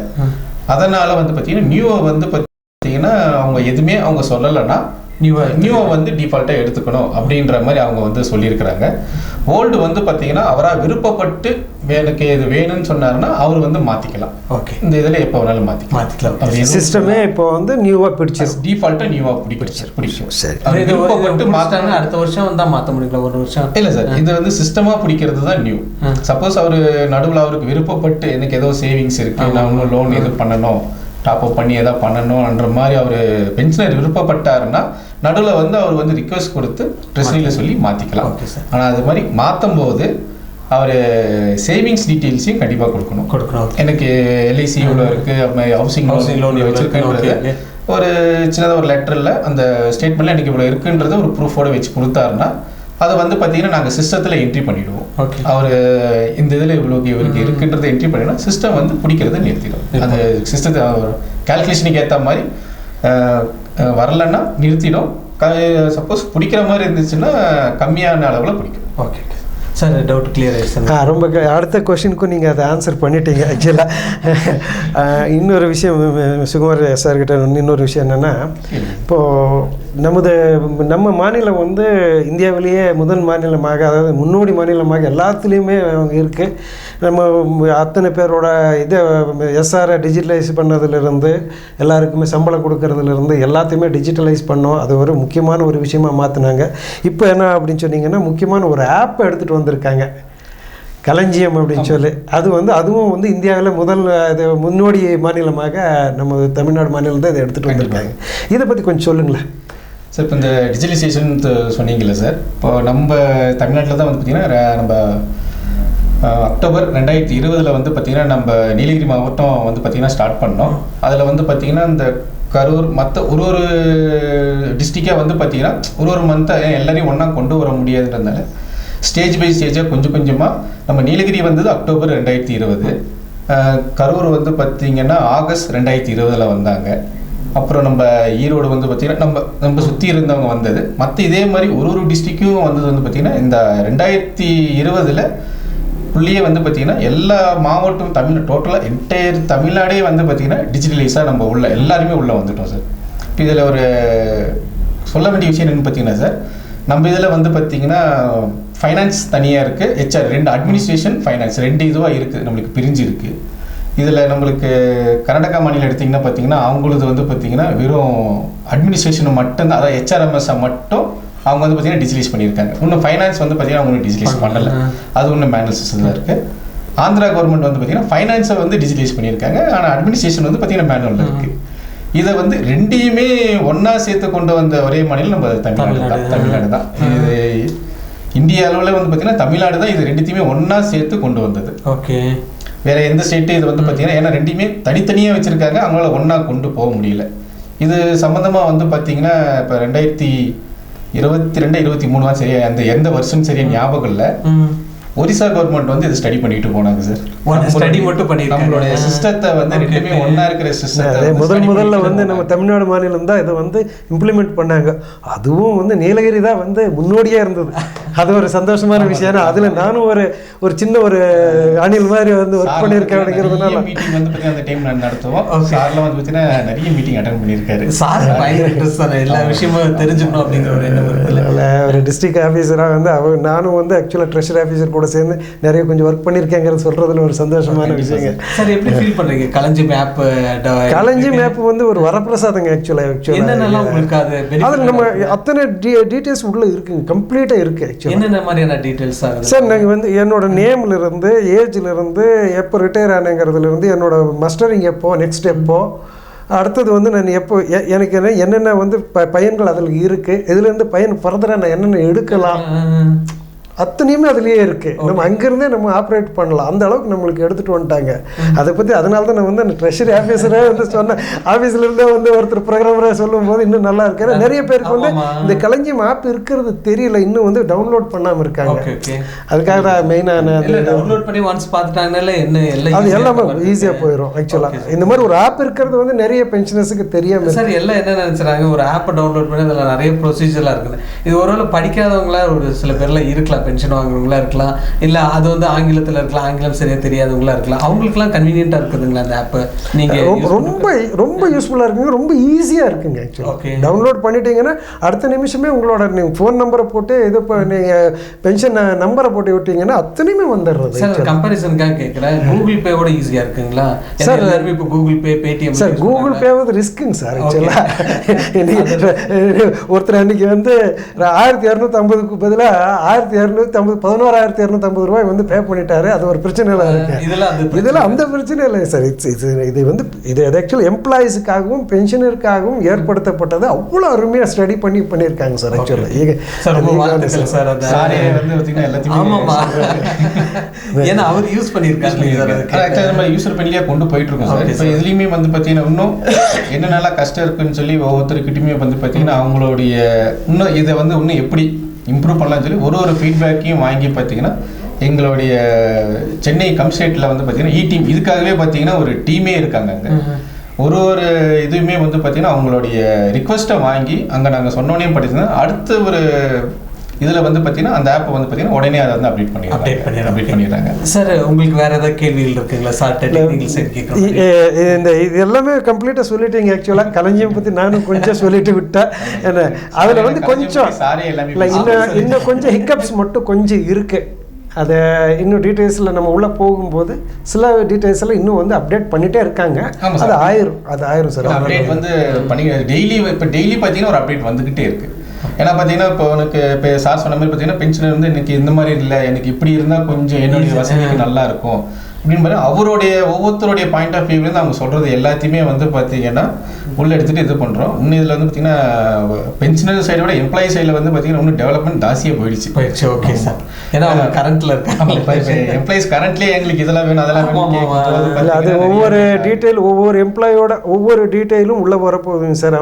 அவரோட எடுக்கிற லீவுலேருந்து எல்லாமே அங்கே உள்ளே வந்துடுறது. அதனால் வந்து இனி கம்ப்ளீட்டாக வந்து அங்கே ஆப்லேருந்து வந்து எல்லாமே தெரிஞ்சுக்கலாம். ஓகே. ஏன்னா இப்போ சார் உண்மையாக நீங்கள் பயன்படுத்தியிருக்கீங்க, கரெக்டாக இப்போ இருக்கவங்களும் பயன்படுத்திட்டு கண்டிப்பாக அது ட்ரெஷரி ஆஃபீஸர் சும்மா இருக்க மாட்டேங்க, எல்லா அவேர்னஸ் ப்ரோக்ராமு அது கண்டினியூஸாக கொடுத்துக்கிட்டே இருக்கு. அதுக்கு வந்து நம்ம டிஓக்கு வந்து நம்ம மனமார்ந்த ஒரு நன்றி சொல்லணுங்க. ஆக்சுவலாக இந்த மாதிரி ஒரு ப்ரோக்ராம்ஸை எடுத்துகிட்டு வந்து அது ராகம் டிவி மூலமாக எளியாக வந்து ரொம்ப ஈஸியாக வந்து எல்லாருக்குமே போய் சேரும். அந்த முயற்சி எடுத்ததுக்கு உங்களுக்கும் நான் ஒரு பென்ஷனருங்கிற முறையிலையும் ஒரு எக்ஸ் எம்ப்ளாயிங்கிற முறையிலும் நான் உங்களுக்கும் ஒரு நன்றி சொல்லிக்கிறேன். Thank you very much. ரொம்ப அருமையாக விளக்கம் கொடுத்துருந்தீங்க சார். ராகம் தொலைக்காட்சி சார்பாக நன்றி சார். தேங்க்யூ நன்றி சார். ஸோ இந்த நிகழ்ச்சியை பொறுத்த வரைக்கும் பார்த்துட்டிங்கன்னா நிறைய விஷயங்கள் டிஸ்கஸ் பண்ணியிருந்தோம். இது நீங்கள் பொறுமையாக பார்த்துருந்தீங்கனாலே தெரிஞ்சிருக்கும் என்னென்ன டிஃபிகல்ட்டிஸுக்கு அந்த டிஃபிகல்ட்டிஸில் எப்படி ரெக்டிஃபை பண்ணியிருக்காங்க. இது ஒரு நாள் 2 நாள் ப்ராசஸே கிடையாது. இது அப்படியே வந்து அந்த ஆப்பை பற்றி சொல்கிறப்போ அந்த ப்ராசஸ் வந்துட்டு டே டு டே வந்துட்டு அந்த அப்டேஷன் தேவைப்படுது. அந்த இதில் பார்த்தீங்கன்னா திரு செந்தில்குமார் அவர்கள் assistant treasury officer, sub treasury officer Gudalur, அவரும் ஒரு சில விளக்கங்கள்லாம் கொடுத்துருந்தாரு. அதேமாதிரி திரு சுகுமார் அவர்கள் assistant programme district treasury Nilgiris, அவரும் வந்து ஒரு சில அந்த சிஸ்டம் சம்மந்தப்பட்ட இன்ஃபர்மேஷன்ஸ்லாம் கொடுத்துருந்தாரு. ரொம்ப அருமையான ஒரு விஷயமா இருந்தது. ஆப்பை நீங்கள் பயன்படுத்திட்டாங்களோ ரொம்ப ஈஸியாக இருக்கும் அப்படின்ற மாதிரி சொன்னாங்க. அதுலேயும் ரொம்ப பெருமைப்படக்கூடிய ஒரு விஷயம் என்னென்னா தமிழ்நாட்டில் தான் இந்த ஆப்பை பயன்படுத்திட்டு இருக்காங்க. ஏன்னா எவ்வளோ ஸ்டடீஸ்க்கு அப்புறம் அது ஒரு விப்ரோ கமிஷனர்ஸ் ஒரு டீம் எல்லாம் சேர்ந்து உட்காந்து டிஸ்கஸ் பண்ணி சார் சொல்லக்கூடிய விஷயங்களை எடுத்து ட்ரையல் பண்ணி அதை வந்துட்டு அப்டேட் பண்ணி அதை வந்துட்டு ஆன்லைனில் அது லைவாக அந்த ஆப்பெல்லாம் இது பண்ணுறது பெரிய விஷயம். பட் அந்த பெரிய விஷயமும் சக்ஸஸ் பண்ணியிருக்காங்க. பட் அந்த சக்ஸஸ் பண்ண ஆப்பை வந்துட்டு சரியான பர்சன்ஸ் பயன்படுத்தணும் பார்த்தீங்களா, இந்த பென்ஷனரோ இல்லை எம்ப்ளாயிஸோ பயன்படுத்தணும் பார்த்தீங்களா, அதுக்கு இந்த ட்ரெஷரி ஆஃபீஸர்ஸ்லாம் ரொம்ப இன்வால்வ் ஆகி பண்ணுறாங்க ஒவ்வொரு விஷயமும். அதுவும் நம்ம நீலகிரி மாவட்டத்தை பொறுத்த வரைக்கும் பார்த்தீங்கன்னா சங்கரநாராயணன் அவர்கள், திரு சங்கரநாராயணன் அவர்கள் டிஸ்ட்ரிக்ட் ட்ரெஷரி ஆஃபீஸர்.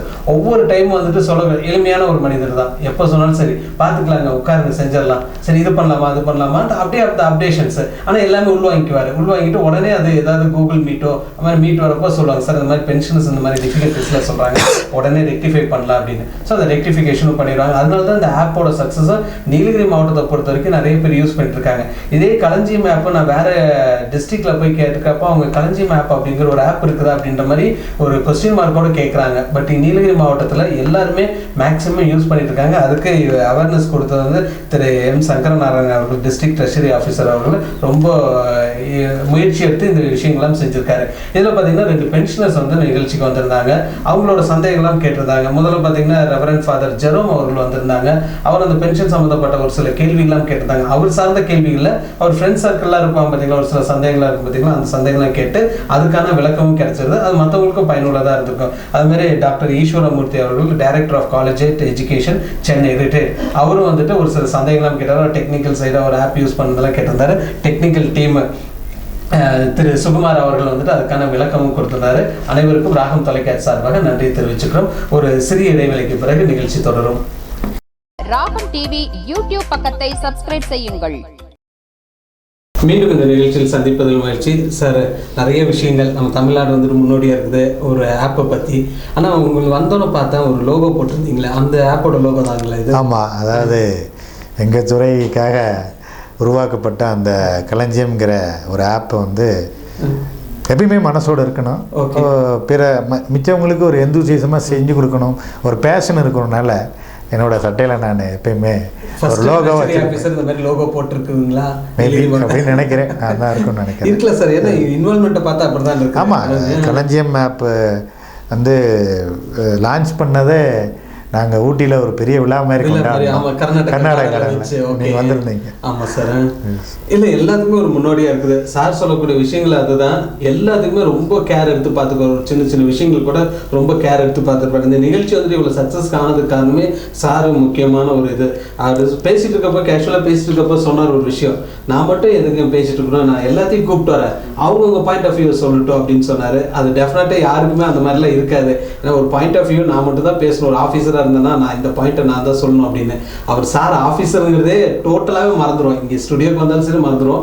ஒரு ஃபேமிலி ஃப்ரெண்டு மாதிரி எல்லா விஷயத்தையும் டிஸ்கஸ் பண்ணக்கூடிய ஒரு விஷயமா இருக்கும். சரி, இப்போ அந்த பென்ஷனர்ஸில் ஒரு சில சந்தேகங்கள்லாம் கேட்டிருந்தாங்க. அதில் அந்த சந்தேகத்தை உங்கள் ஸ்டாஃப் வந்துட்டு எல்லாமே தெளிவுபடுத்திட்டாங்க. அது இல்லாமல் வேறு ஏதாவது இருக்குதுங்களா உங்கள் சைடு? இப்போ வந்து பார்த்தீங்கன்னா அந்த ஹெல்த் இன்சூரன்ஸில் ஆமாம் சார், ஸ்பௌஸுக்கு மட்டும்தான் எலிஜிபிள் அப்படின்னு சொல்லியிருந்தாங்க. ஆமாம் சார். அது அடிஷ்னலாக ஒரு பெனிஃபிட் இருக்குது. என்னென்னா மென்டலி ரிட்டார்டட், அதாவது ஃபிசிக்கலி சேலஞ்சு, மென்டலி டிஸார்டர், இந்த இருக்கிறவங்களுக்கும் எலிஜிபிள் உண்டு. Okay okay sir. அதேமாதிரி அன்மேரிடு, விடோ, டைவர்சி, அவங்க அடுத்து மேரேஜ் ஆகிற வரைக்கும் அவங்களும் அந்த என்ஏஜிஎஸ் திட்டத்தில் அவங்களும் eligible. They are also eligible for getting இது ரீஇம்பர்ஸ்மெண்ட்டோ ஏதோ ட்ரீட்மெண்ட் கொடுக்காம விட்டால் இப்போ வந்து அப்டேட் பண்ணிக்கலாங்களா சார்? இல்லை அது ஒன்றும் இல்லை. இப்போ நம்ம அதுக்குன்னு ஒரு ஐடி கார்டு கொடுக்குறோம். அந்த ஐடி கார்டில் அவங்க ஃபோட்டோவெல்லாம் ஒட்டி கொடுத்தாங்கன்னா சேர்த்து கொடுத்துருவாங்க. இல்லைன்னா ஐடி கார்டு வாங்க முடியலன்னா அனெக்சர் 3ன்னு சொல்லி ஒரு ஃபார்ம் ஒன்று இருக்குது. அதில் அவங்க வந்து சேர்த்து கொடுத்தாங்கன்னா நான் ட்ரெஷரி ஆஃபீஸரோ அவங்க இல்லை அவங்க எங்கே பென்ஷன் வாங்குறாங்களோ, அப்போ ஏடிஓனா சப் ட்ரெஷரி ஏடிஓ அவர் வந்து கையெழுத்து போட்டு கொடுத்தாங்கன்னு போதும். அவங்களும் தேர் ஆல்சோ எலிஜிபிள். இன்னொன்று என்னன்னா இந்த புதிய மருத்துவ காப்பீட்டு திட்டத்தின் கீழே 203 ட்ரீட்மெண்ட்டுக்கு கவர் ஆகுது. அந்த 122 சர்ஜரி, 122 சர்ஜரி ட்ரீட்மெண்ட் எதுவாக இருந்தாலும் 122 டைப் ஆஃப் இதுக்கு இது அந்த கவர் ஆகுது. அந்த அப்ரூவ்டு ட்ரீட்மெண்ட்டுங்கிற லிஸ்ட்டில் கவர் ஆகுது. அது போக 81 மெடிக்கல் கேர், அதாவது எல்லாருக்குமே ஆப்ரேஷனும் எதுவும் நடக்காது. ஜஸ்ட் ஒரு ட்ரீட்மெண்ட்டுக்காக போடும், ஒரு 10 நாள் தங்குவோம், ஆப்ரேஷன் இல்லாமல். அந்த மாதிரி 81 ட்ரீட்மெண்ட்டுக்கும் இதில் அப்ரூவ் ட்ரீட்மெண்ட்டாக அதில் வருது. ஸோ ஆக மொத்தம் ஒரு 203 வகையான ட்ரீட்மெண்ட்டுக்கு நம்ம வந்து இந்த இன்சூரன்ஸை பயன்படுத்திக்கலாம். சார், இப்போ இந்த இன்சூரன்ஸை பயன்படுத்துகிறாங்க, அதுக்குன்னு ஹாஸ்பிட்டல் சட்டன் ரூல்ஸ் இருக்குங்களா? இல்லை இந்த இன்சூரன்ஸ்க்கு இந்த ரூல்ஸ் தானே? எக்ஸாம்பிள் நான் சொல்கிறதுனா, இப்போ ரூம் வந்துட்டு நான் தனி ரூம் கேட்குறேன், இல்லை இந்த இன்சூரன்ஸ்க்கு தனி ரூம், அதாவது ஜென்ரல் ரூம் வரும் அப்படின்ற மாதிரி இருக்குது. ஸோ இதெல்லாம் இந்த ரெஸ்ட்ரிக்ஷனில் வருதுங்களா சார்? கண்டிப்பாக. ஓகே. ஒரு இன்சூரன்ஸ் கம்பெனி என்ன பண்ணோன்னா தமிழ்நாட்டில் இருக்கிற வேரியஸ் ஹாஸ்பிட்டலோட அவங்க வந்து ஒரு டைப் வச்சுருப்பாங்க. Okay sir. இப்போ நீங்கள் பார்த்தீங்கன்னா ஊட்டி சின்ன மாவட்டம் தான், ஆனால் ஊட்டியிலே 5 ஹாஸ்பிட்டல் வந்து நெட்வொர்க் ஹாஸ்பிட்டலாக இருக்குது. Okay. Holy family mission Kotagiri, Kotagiri medical foundation Kotagiri, நன்கம் ஹாஸ்பிட்டல் குன்னூர், நம்ம ஊட்டியில் 2 ஹாஸ்பிட்டல் தி ஐ ஃபவுண்டேஷன், அப்புறம் இன்னொரு ஹாஸ்பிட்டல் கூட இருக்குது. மொத்தம் 5 ஹாஸ்பிட்டல் வந்து நெட்வொர்க்காக இருக்குது. Okay sir. Sivasakthi multi speciality hospital 5 பிஎஸ்ஸும் எஸ்எம் ஹாஸ்பிட்டலும் இன்ஸ்பெக்ஷன் முடிஞ்சிருக்கு. அவங்களுடைய இது வந்து ரெக்கமெண்டே கவர்மெண்ட் போயிருக்கு. கவர்மெண்ட் வந்து ஒரு ஜீவோ போட்டாங்கன்னா அந்த 2 ஹாஸ்பிட்டலோடு சேர்த்து 7 ஹாஸ்பிட்டல் வந்து நம்ம நீலகிரி மாவட்டத்தில் நெட்வொர்க்காக இருக்கணும். ஆக்சுவலி இந்த ஜீவோ படி ஒரு டிஸ்ட்ரிக்டில் மினிமம் 6 நெட்வொர்க் ஹாஸ்பிட்டல் இருக்கணுங்கிறது விதி. Okay sir. ஸோ அதை வந்து 5 இருந்தது, இப்போ நம்ம அதை 7 கன்வெர்ட் பண்ணி அந்த கண்டிஷனை ஃபுல்ஃபில் பண்ணிட்டோம். Okay sir. இல்லை நிறைய விஷயங்கள் செஞ்சுருக்கீங்க சார். ஏன்னா ஒரு 6ன்றப்ப இல்லை நான் ஒன்று ட்ரை பண்ணி பார்க்கலாமே எக்ஸ்ட்ரா. அப்புறம் இன்னொன்று என்னென்னா நம்மளுக்கு கூடலூர் பந்தலூரில் நிறைய பென்ஷனர்ஸ் எம்ப்ளாயி இருக்காங்க. அதெல்லாம் பார்த்தீங்கன்னா அவங்க எல்லாருமே கேரளா அந்த சைடு வயநாடு வரைக்கும் போயிட்டு இருந்தாங்க. ஸோ நம்ம என்ன ஒரு பிளான் பண்ணோம், 1 இயர் பேக்கு அந்த ஹாஸ்பிட்டலில் போய் பேசி அவங்களையும் நெட்வொர்க் கொண்டு வந்து அப்புறம் இன்ஸ்பெக்ட் பண்ணி அவங்களுக்கு நெட்வொர்க் இது ஹாஸ்பிட்டலில் ஜீவோ வாங்கி கொடுத்து இப்போ நிறைய பேர் அங்கே போய் ட்ரீட்மெண்ட் எடுத்துகிட்டு இருக்கிறாங்க. கேஷ்லெஸ் ஃபெசிலிட்டி அவைல் பண்ணுறாங்க. சில பேர் ரீஇம்பர்ஸ்மெண்ட்டும் வர்றாங்க.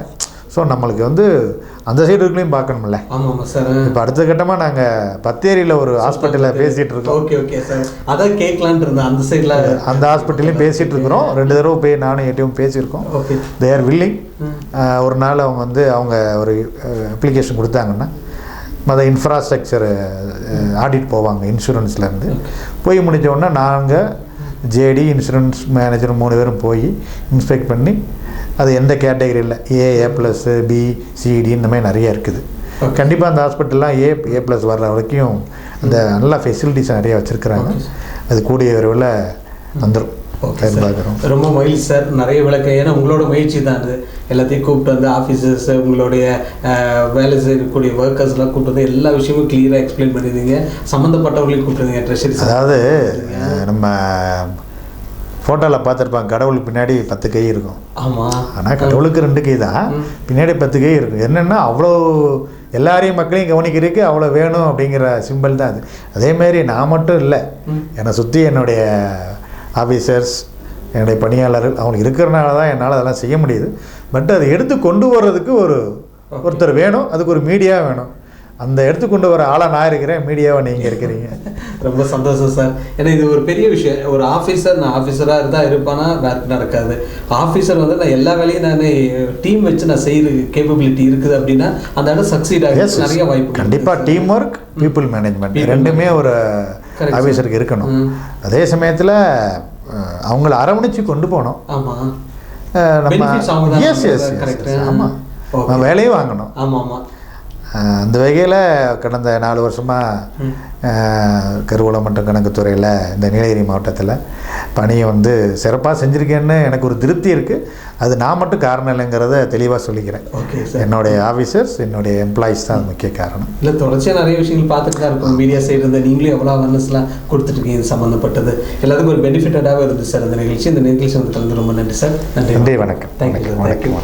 இந்த நிகழ்ச்சியில் பார்த்துக்கிட்டிங்கன்னா நிறைய விஷயங்கள் வந்துட்டு விளக்கங்கள் கிடைச்சது, நிறைய கேள்விகளுக்கு வந்துட்டு விளக்கங்கள் கிடைச்சது. அதற்கு காரணம் யாருன்னு பார்த்தீங்கன்னா Thiru M. Sankaranarayanan, district treasury officer அவர்கள் என்ன பண்ணாங்க, போன நிகழ்ச்சியிலும் பார்த்தீங்கன்னா இல்லை இந்த மாதிரியான சந்தேகங்களாக இருக்கு நான் பண்ணார். அப்போ என்னாச்சு, ஏன் பென்ஷனரை கூப்பிட்டு வந்தால் இந்த நிகழ்ச்சி இன்னும் பெட்டராக இருக்குமே, இந்த பென்ஷனர் வாயிலாக நிறைய கொஸ்டின்ஸ் கேட்டால் இன்னும் நல்லா இருக்குமேன்னு பென்ஷனர்ஸும் வந்திருந்தாங்க. அதில் பார்த்தீங்கன்னா ரெவரண்ட் ஃபாதர் ஜெரோம் அவர்களும் வந்திருந்தாங்க. அதுமாதிரி doctor Eswaramoorthy, director of college education Chennai, அவரும் வந்திருந்தாங்க ரிட்டையர்டு. 2 பேரும் வந்து அவங்களுக்கு இருக்கக்கூடிய சந்தேகங்களை கேட்டு தெளிவுபடுத்தினாங்க. அதில் சார் சொல்லக்கூடிய விஷயங்கள் என்னென்னா, சந்தேகம் கேட்குறாங்க என்கிட்டே கேட்க வேண்டாம், அதுக்கு சம்மந்தப்பட்டவர்களாக இருக்காங்க அப்படின்றப்போ டிஸ்ட்ரிக்ட் ட்ரெஷரி அதாவது assistant treasury officer sub treasury கூடலூர்லேருந்து திரு கே. செந்தில்குமார் அவர்கள் வந்திருந்தாங்க. அவருக்கு ஒரு சில விளக்கங்கள்லாம் கொடுத்துருந்தாங்க கேட்கக்கூடிய அந்த சந்தேகங்களாம். அப்புறம் இந்த டெக்னிக்கில் ஒரு சில டவுட் எல்லாம் இருந்தது, அந்த ஆப்பை பற்றி நான் கேட்கணும் அப்படின்றப்போ அதில் பார்த்தீங்கன்னா திரு எம். சுகுமார் அவர்கள் வந்தாங்க, அசிஸ்டன்ட் ப்ரோக்ராம் டிஸ்ட்ரிக்ட் ட்ரெஷரியிலேருந்து வந்திருந்தாங்க. அவங்களும் வந்துட்டு அந்த ப்ரோக்ராமுக்கு சந்தேகங்கள்லாம் கேட்டு தெளிவுபடுத்தியிருந்தாங்க. இந்த நிகழ்ச்சி பாருங்கள் எவ்வளோ அழகாக போயிருக்குன்னு, அப்படியே ஒரு ஃப்ரேம் பண்ணி வச்சுதான் எல்லாம் கரெக்டான ஒரு ஷெட்யூல் பிறகு ஒவ்வொருத்தரும் வந்து அவங்களோட எக்ஸ்பிளனேஷன்லாம் கொடுத்துருந்தாங்க. அதுக்கு காரணம் பார்த்தீங்கன்னா திரு எம். சங்கரநாராயணன் அவர்கள், டிஸ்ட்ரிக்ட் ட்ரெஷரி ஆஃபீஸர். அவர்களுக்கு ராகம் தொலைக்காட்சி சார்பாகவும் ராகம் நேயர்கள் சார்பாகவும் இன்னொரு முறை நன்றி தெரிவிச்சுக்கோம். நன்றி, வணக்கம். நன்றி. நேரில் இதே போல இன்னொரு நிகழ்ச்சி உங்களை வந்து சந்திக்கும் வரை வணக்கத்துடன் விடைபெறுவது ஸ்டீஃபன். நன்றி, வணக்கம்.